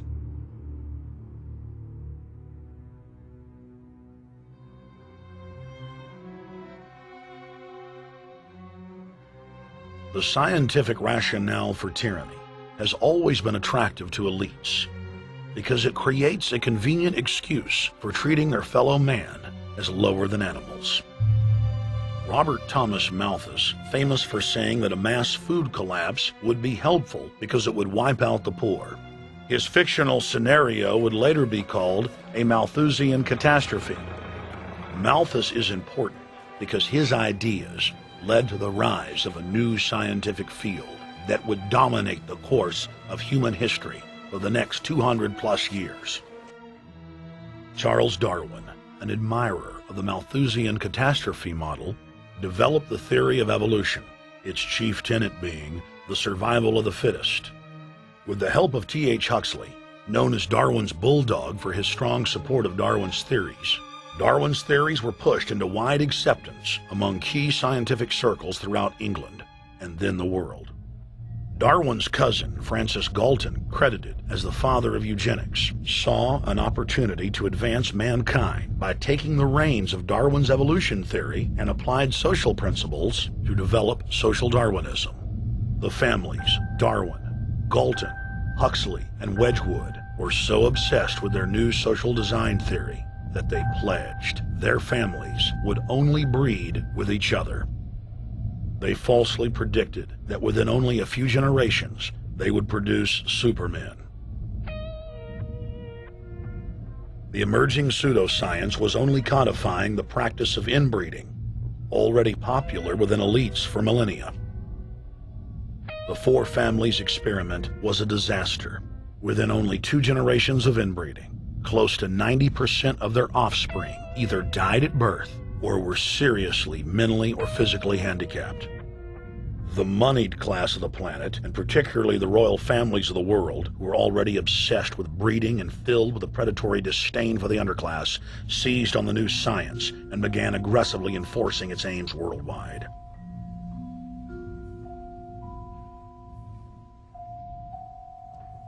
Biometrics appears to be a new science, but it was actually developed by Galton back in the 1870s as a way to track racial traits and genetic histories, and as a way to decide who would be licensed to breed.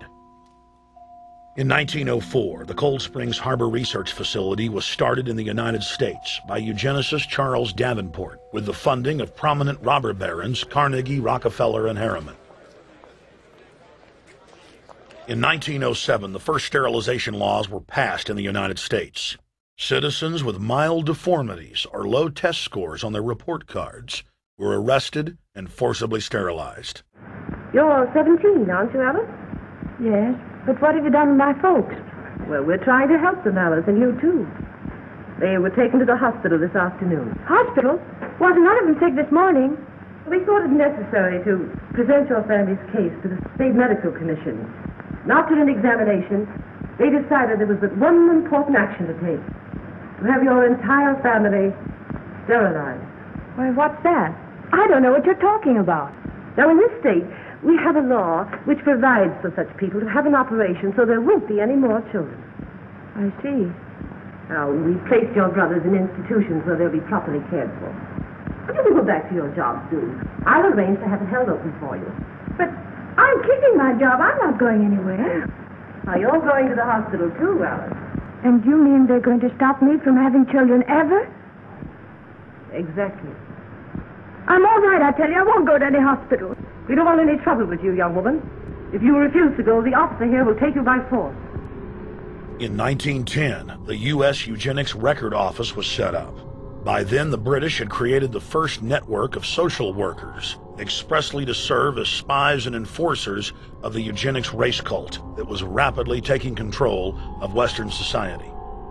The social workers would decide who would have their children taken away, who would be sterilized, and in some cases, who would be quietly murdered.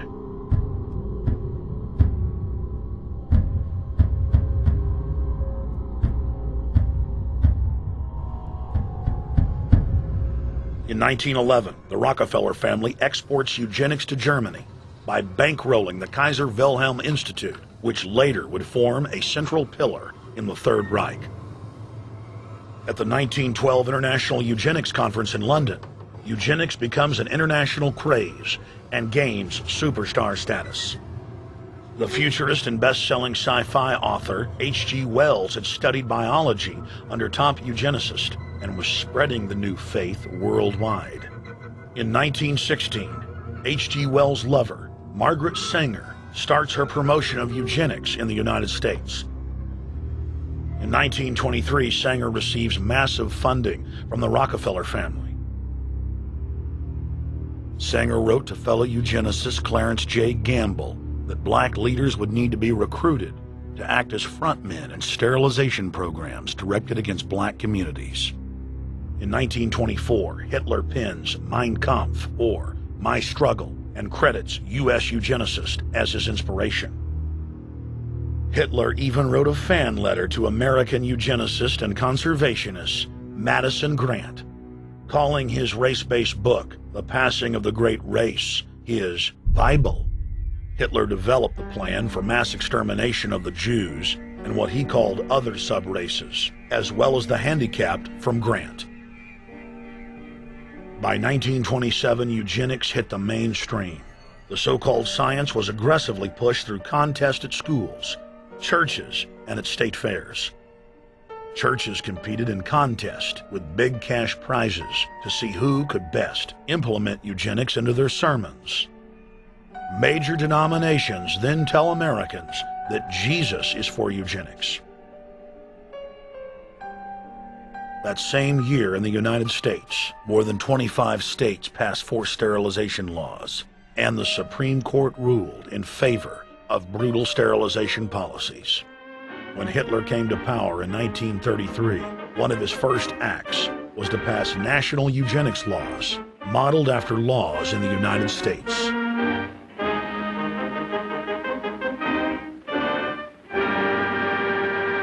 The 1934 film Tomorrow's Children brought the eugenics agenda to the silver screen in the United States.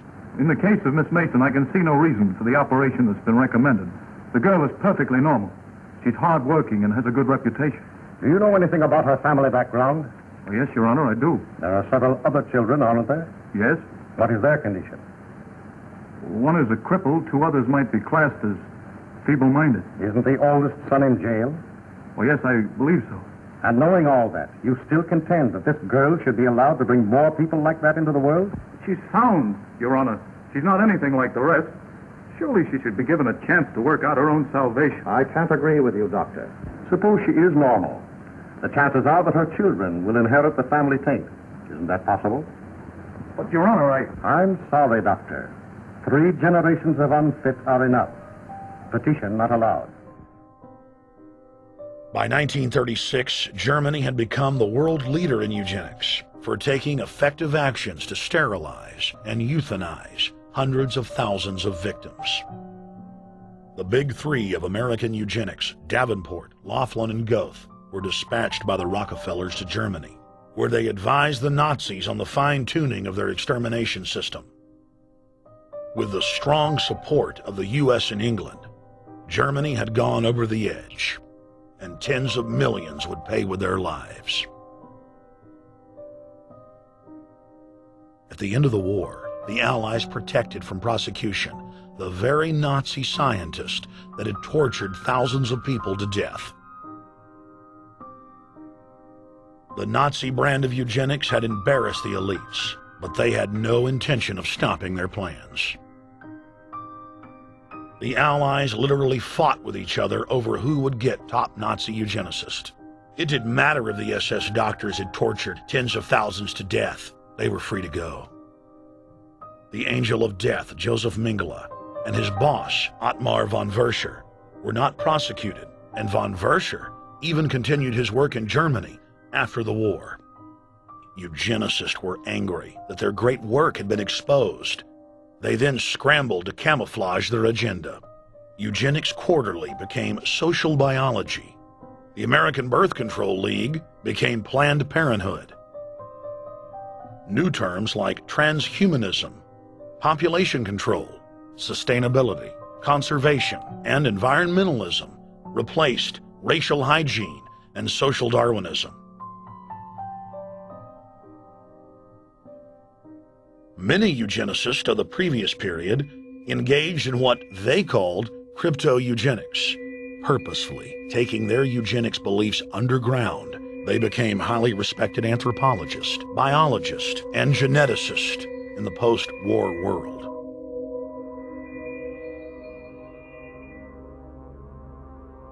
The Allies then smuggled thousands of Nazi scientists out of Germany and placed them in key scientific positions, ranging from bioweapons to rocketry throughout the military-industrial complex. The founder of IBM was a devout follower of Hitler. Thomas J. Watson had supplied his punch card computers and IBM technicians to the Nazis for use in the death camps. Tattoos on camp victims were IBM human identification numbers, which fed into the computers. IBM had used similar punch card systems as early as 1928 in a Jamaican race mixing study. The first real computers were literally invented by a eugenicist for eugenics. UN chieftain and unrepentant eugenicist Julian Huxley argued that since the leaders of eugenics had founded the environmental and conservation movements, that they should be used as vehicles in the formation of a world government. Just as H.G. Wells had envisioned, this government would be controlled by a scientific dictatorship and would be guided by the principles of eugenics. Huxley created the World Wildlife Fund with Bilderberg founder and former SS officer Prince Bernhard of the Netherlands and Prince Philip of England. In the event that I am reincarnated, I would like to return as a deadly virus in order to contribute something to solve overpopulation. Prince Philip, reported by Deutsche Presse-Agentur, DPA, August 1988. Aldous Huxley, author of Brave New World and brother of Julian Huxley, gave a speech at Berkeley in 1962, shortly before his death. He admitted that his best-selling book, Brave New World, written in 1932, was based not on fiction, but on what the elite were actually planning to implement. And here I would like briefly to compare the parable of Brave New World with another parable which was put forth more recently in George Orwell's book 1984. I'm inclined to think that the scientific dictatorships of the future, and I think there are going to be scientific dictatorships in many parts of the world, will be probably a good deal nearer to the Brave New World pattern than to the 1984 pattern. They will be a good deal nearer, not because of any humanitarian qualms in the scientific dictators, but simply because the Brave New World pattern is probably a good deal more efficient than the other. But if you can get people to consent to the state of affairs in which they are living, the state of servitude, the state of being, well, it seems to me that the nature of the ultimate revolution with which we are now faced is precisely this, that we are in process of developing a whole series of techniques which will enable the controlling oligarchy, who have always existed and presumably always will exist, to get people actually to love their servitude.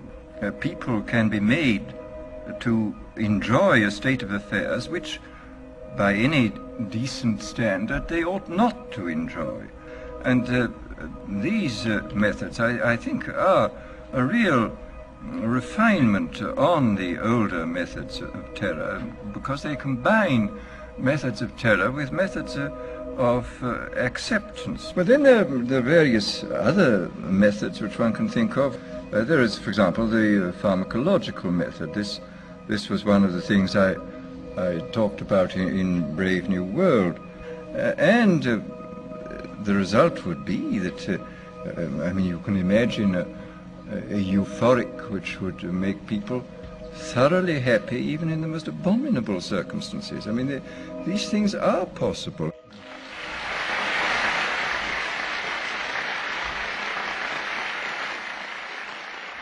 The elite have left a massive wave of destruction behind them as they cold-bloodedly experiment on civilian populations as if we are lab rats.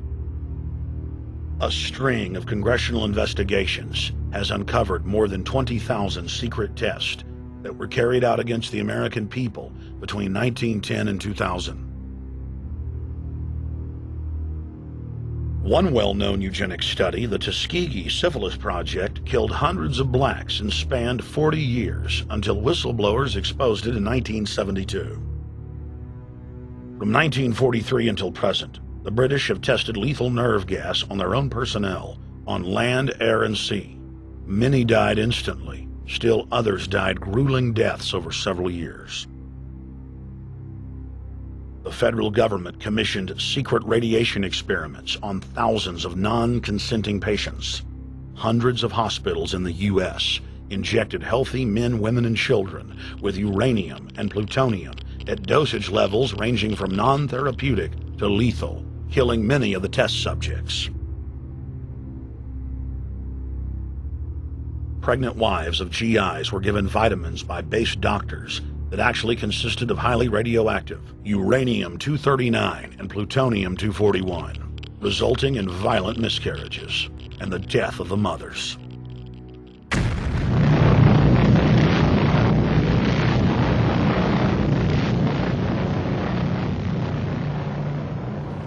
Soldiers, sailors, and Marines were used as guinea pigs in hundreds of atomic and hydrogen bomb tests. Patriotic Americans were radiated side by side with lab animals.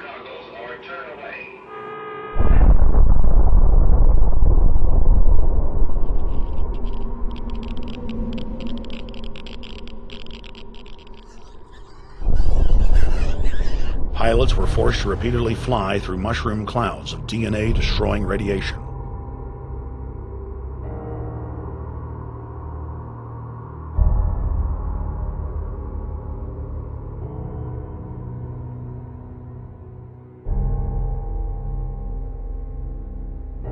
From 1951 to 1961, the U.S. Army paid Israel's health ministry 3 million lira to conduct radiation testing on Sephardic children that immigrated to Israel.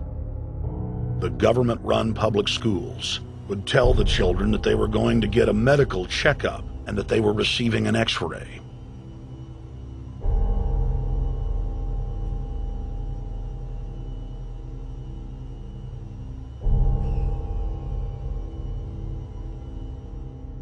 The Pentagon had already radiated more than 4,000 institutionalized children in the United States, many of which had died. More than 110,000 of the darker-skinned Jews were given 35,000 times the maximum dose of X-rays to the head repeatedly. Many of the children died within months. All of them lost their hair. Some still live today and endure excruciating health problems. The covert testing of chemical, biological, and radiological agents on unsuspecting populations continues worldwide today.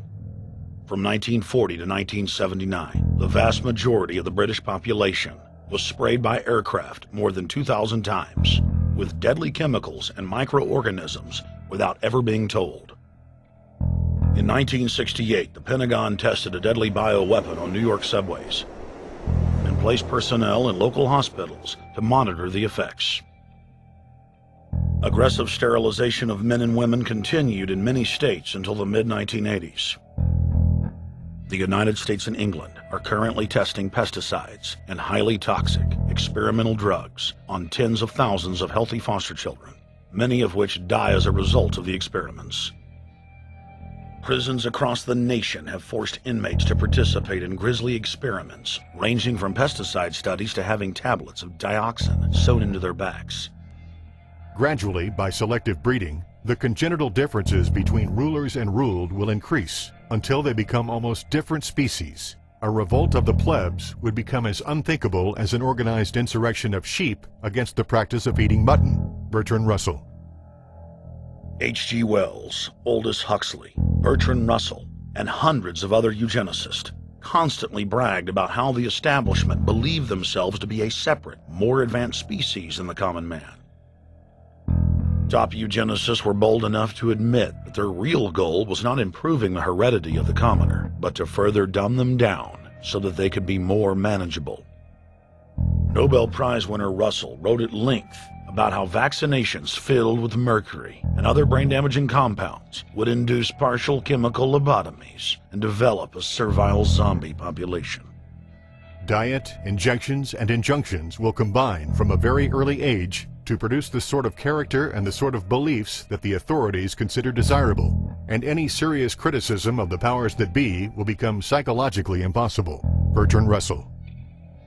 Over 100 years ago, eugenicist social planners said that they'd use mind-altering drugs to control the population. By 2007, more than 20% of the U.S. population were on some type of prescription antidepressant. But in the case of foster children, a sector where the state has total control, at least 2/3 are forced to take a cocktail made up of, on average, 7 psychotropic drugs.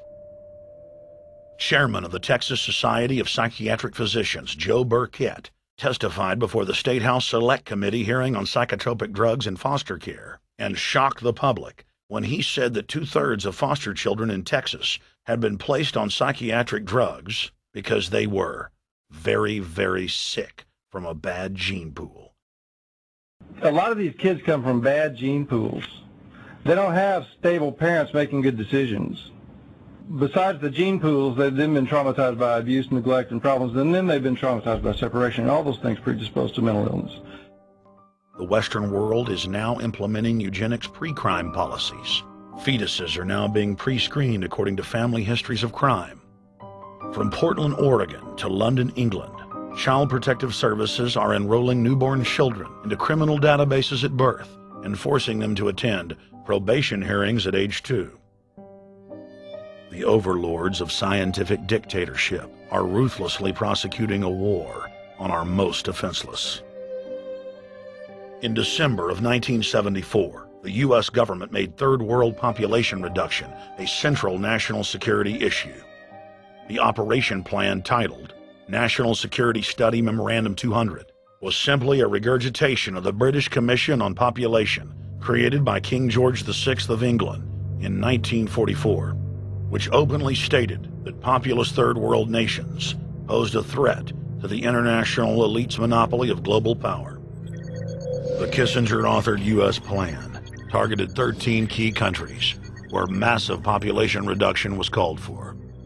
Kissinger recommended that IMF and World Bank loans be given on condition that nations initiate aggressive population control programs, such as sterilization.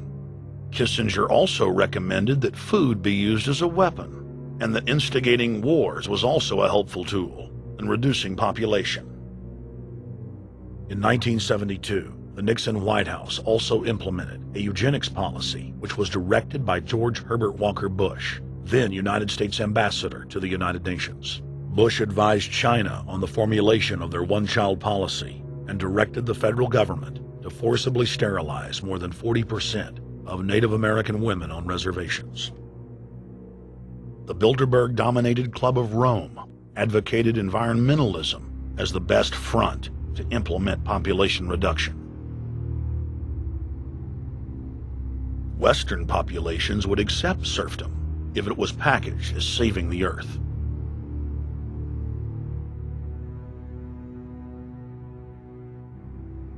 Industrialization of Africa, Asia, and Latin America could be blocked. Citizens would more willingly give up their national sovereignty if it were sold as a way to help the planet. The think tank also concocted the peak oil fraud as a way to create artificial scarcity. And the Club of Rome has been aggressively pushing a global carbon tax as a way to fund their planetary government. In the draft copy of the United Nations Global Biodiversity Assessment, it states very clearly that we must reduce the human population from its current level of about 6 billion people down to about 1 billion people. In the 1970s, South Africa developed race-specific bioweapons to target blacks and Asians, and then subsequently sold the technology to Israel in the mid-1980s. In September of 2000, the Project for a New American Century published a document in which Dick Cheney described race-specific bioweapons as politically useful tools. And somebody mentioned, well, why would they want to reduce the human population when that means less money for them? Most people have no idea. They're not after money. They have all the money they need. They're after power. That's their aphrodisiac. The overlords of the New World Order are now aggressively pushing for a worldwide one-child policy. The Chinese one-child policy was phased in gradually. In the 60s, when it began, you only had to pay a tax penalty. Only later did they imprison you if you had more than one child. Now the exact same proposals to penalize couples who have more than one child are being made in the United States, England, and Europe. In the push to reduce global warming, children, according to some, are the new culprits. A think tank in the UK says too many kids are what's making the planet worse, saying large families, anything over 2 children really, should be frowned upon as an environmental no-no, akin to not reusing your plastic bags, driving one of those big gas-guzzling cars, taking long trips overseas. The UK, in fact, has negative growth. I think Canada does too. That still, families in our rich countries shouldn't have more than 2 kids. In 1998, Ted Turner pledged to give more than $1 billion to the United Nations to be spent in the implementation of population reduction policies planet-wide.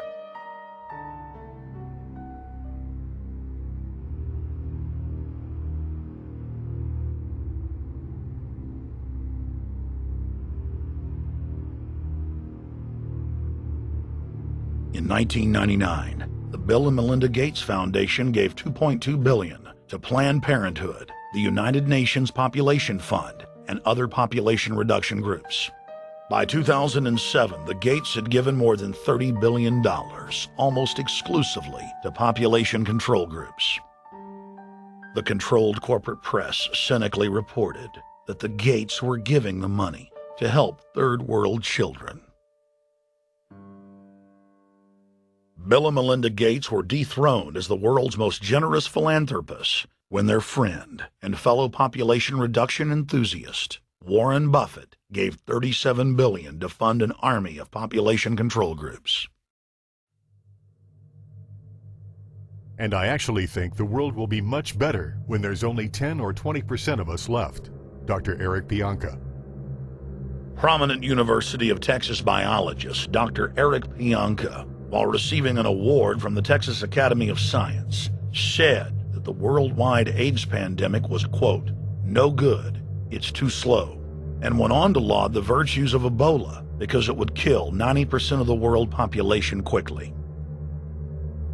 When his statements erupted into a national controversy, his graduate students defended him, stating that Pianka was too conservative and that all humans should be killed. But most frightening was the fact that in a crowd of over 1,000 prominent scientists, local newspapers reported that 95% of those in attendance gave Pianka sustained standing ovations every time he extolled the virtues of mass-culling microbes and man's destruction.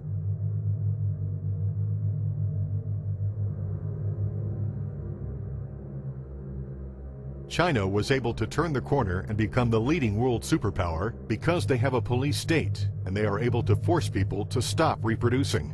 Dr. Eric R. Pianka. The eugenics movement has now shaken off much of its Nazi baggage and is using people's legitimate concern about the environment as a cloak to conceal their real agenda. Everyone wants to breathe clean air and have good water. But the controllers of the environmental movement have done nothing but co-opt people's concerns and parlay it into support for global policies that further destabilize the third world and create untold misery.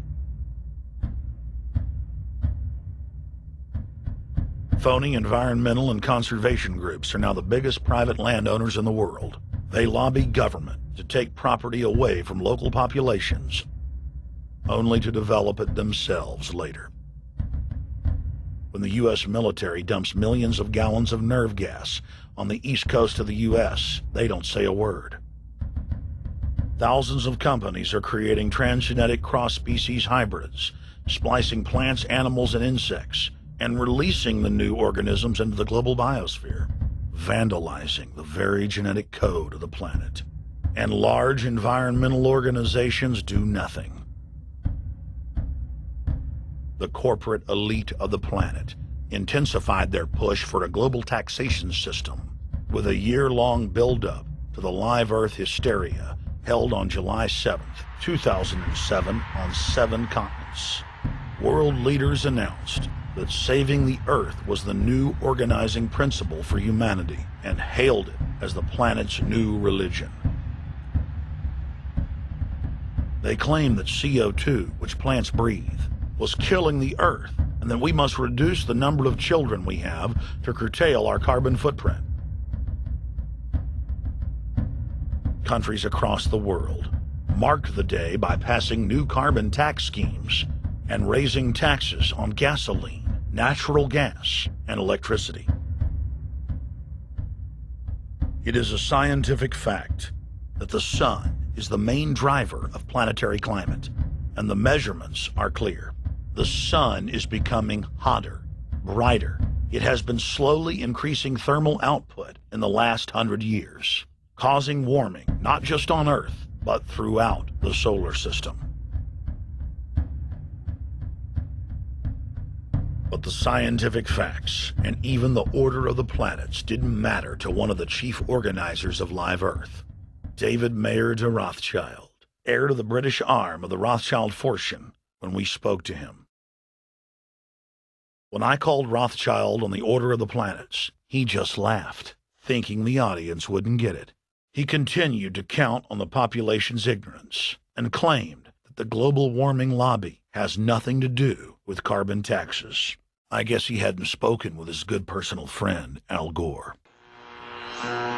Global warming, the time for debate is over. I think what you have to realize is that being environmentally sensitive and making money aren't mutually exclusive. There's a lot of money to be made in addressing this issue. But you guys are gobbling up all the world's concern to just simply line your pockets and make kids read your book in schools and do all this. It's a business, just like you said, Rothschild. It's not. Do you think I make any money out of this? It's the same thing. It's the same thing your your money-changing ancestors did. They're in Germany, Red Shield, and I'm calling you out, Red Shield. We know it's a scam. A pollution-based tax system, principally CO2. We're causing it mainly, vast majority of it. The consequences are bad and will be catastrophic unless we act.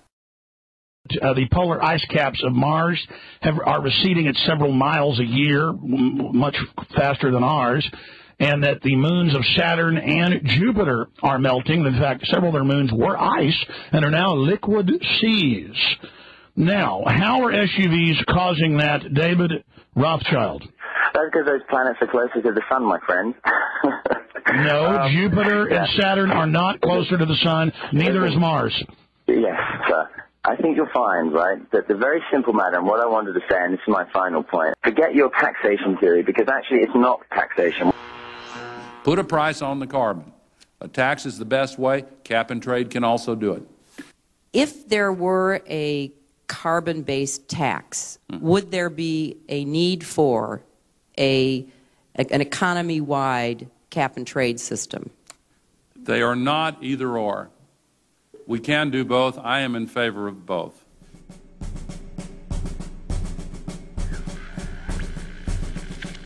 The architects of the New World Order are in a race to complete the structure of world government so they can suppress the independent development of technologies that threaten their monopoly of power, while at the same time steering new developments in the direction the architects chart for humanity. The technocrats call their governing system the final revolution, because in the past, empires were enforced militarily. Now enforcement is primarily psychological and economic, and society itself is a construct of the elite who operate outside the controlled paradigm and control the civilization within, just as a child maintains the environment of a fish tank. We are like lab rats, living out our entire existence, never questioning the confines of the cage or the scientists who experiment on us. New World Order engineers have hijacked human destiny. Its controllers have closely studied human behavior for more than 100 years and are now steering us with expert control, using our primitive drives and desires as levers. They have developed their mind control systems to the point of being able to control the average unconscious person like a car.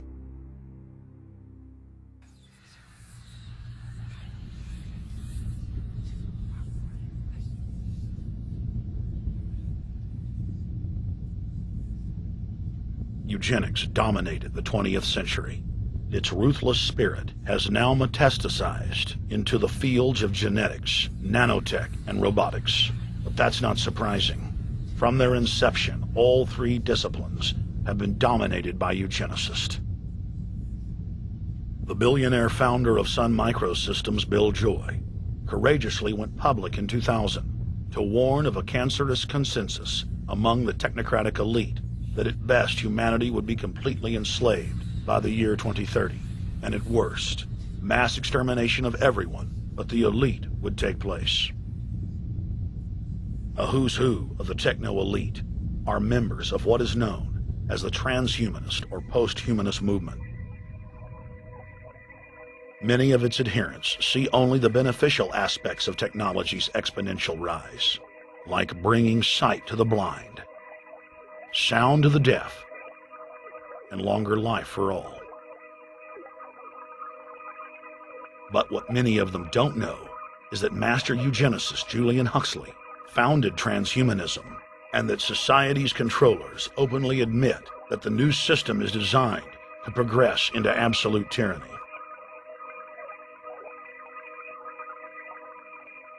Leading transhumanist Ray Kurzweil boasts that technological advancements will allow those that can afford it to live forever, but admits that most won't be able to keep up with the new master race.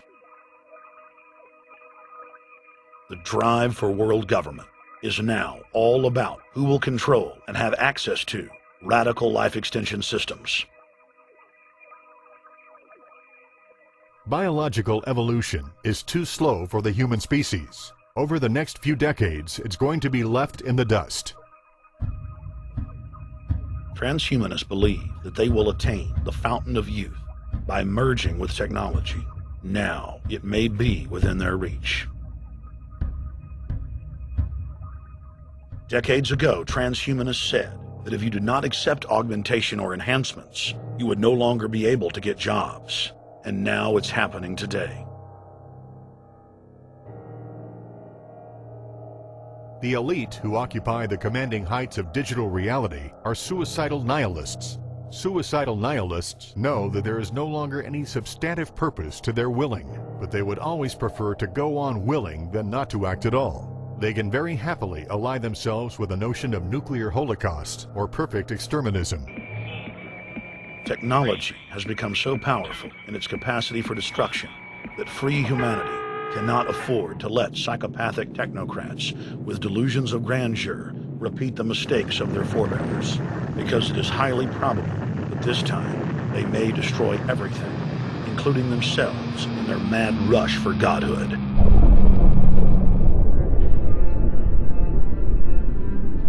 In this film, we have chronicled the Overlord's bloody orgy of experimentation, which already claimed the lives of more than 150 million people in the 20th century. And now, they are promising to deliver an invincible tyranny that will dwarf their past exploits. In the days of World War II, there were sovereign nations and armies to stand against Hitler's final solution. Once world government is in place, no one will be able to stop the New World Order's plans for global population reduction. For those immune to psychological programming, hundreds of FEMA camps have already been built throughout the United States. In their quest for population reduction, no method is off the table. These dark builders intend to release a string of man-made bioweapons plagues, each one worse than the last, while at the same time expanding the police state to enforce an orderly extermination of the population, all in the name of fighting invisible terrorists. And the Georgia Guidestones stand today as a cold testament to the elite's sacred mission. To have a two-class system where the underclass are forced to live as slaves in tiny enclosed cities, while the elite enjoy the land of the earth, evolve into superhumans with the aid of advanced implantable technologies, live eternal lives, and travel throughout the cosmos. This is the promise given to the inner members of the New World Order and the agenda of the Bilderberg Group.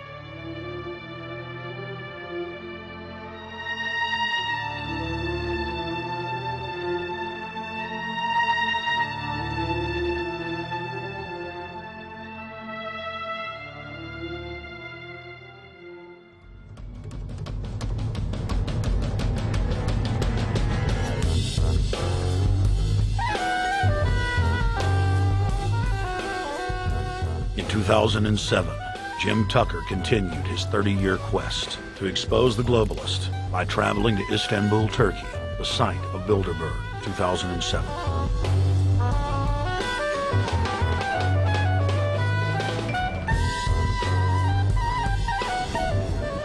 Jim Tucker, thank you for coming on, my friend. It's always fun. Jim, tell us what you saw today when you were out at the Ritz Hotel. We were at the Ritz-Carlton.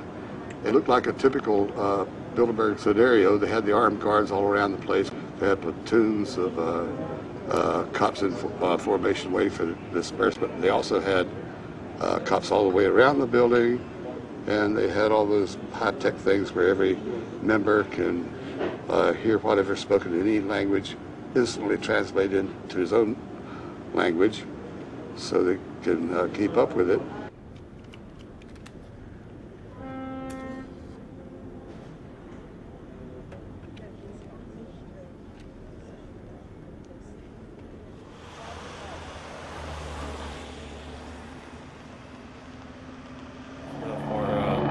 Spotlight did. I'm doing the same thing for American Free Press.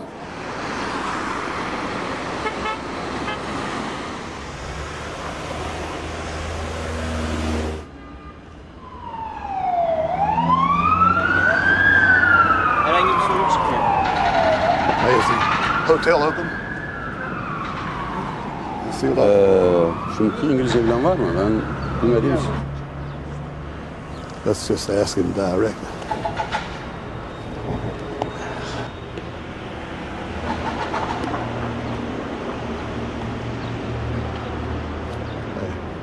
Is Bilderberg meeting here this weekend? You can look this way. We had my two personal cops following me today. I was not aware of it because my nose is always sticking to the camera and my jaws are always flapping. But the TV crew said those guys are going to follow you. And their car followed us out to the hotel. Then they identified the two cops in plain clothes, not business suits, but sport shirts and so forth. Yeah. That's the car that's been on our ass? Yeah. You want to photograph him? Yeah. You are, aren't you? Well, they're very likely Bilderberg boys.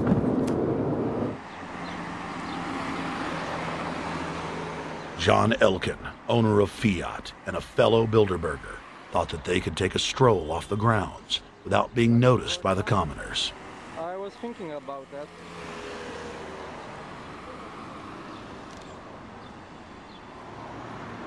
This Bilderberg attendee sneered at our camera.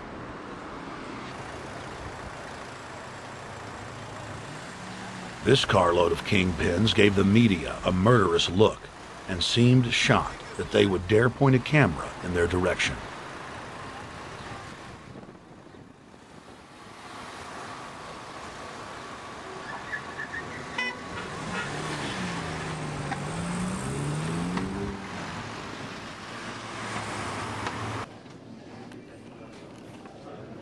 In 2007, the Bilderberg Group received the heaviest global coverage in its history.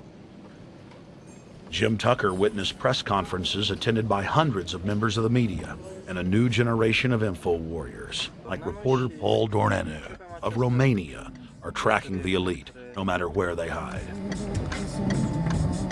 Expunem acest grup Bilderberg.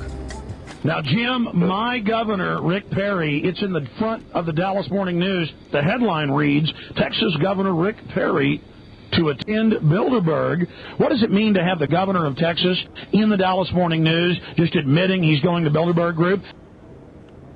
It means he's a potential president, even as the obscure governor of Arkansas, Bill Clinton, lost his virginity at the Bilderberg meeting in Baden-Baden, Germany in 1991, and he's elected president the following year.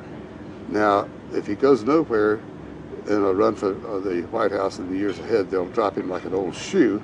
They do that often, but officially, Bilderberg considers Governor Rick Perry a potential president of the United States.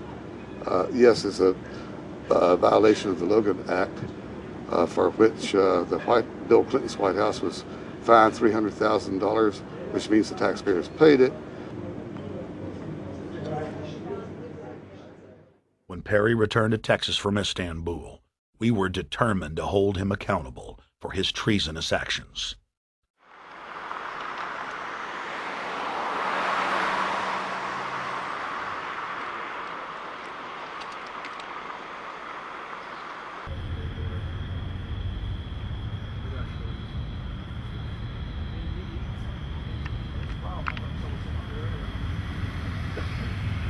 We don't want our roads, our water, our power plants, our entire infrastructure turned over to the New World Order. And we tell you now, the people are rising up and learning what you're doing, and they're angry. And they're tired of it. Stop enslaving us. Stop setting up tyranny. Stop going along with the New World Order plan if you've got any soul left, Rick Perry. The First Amendment still exists, Perry, and we're back here again tonight telling you we're not going to put up with it. Long live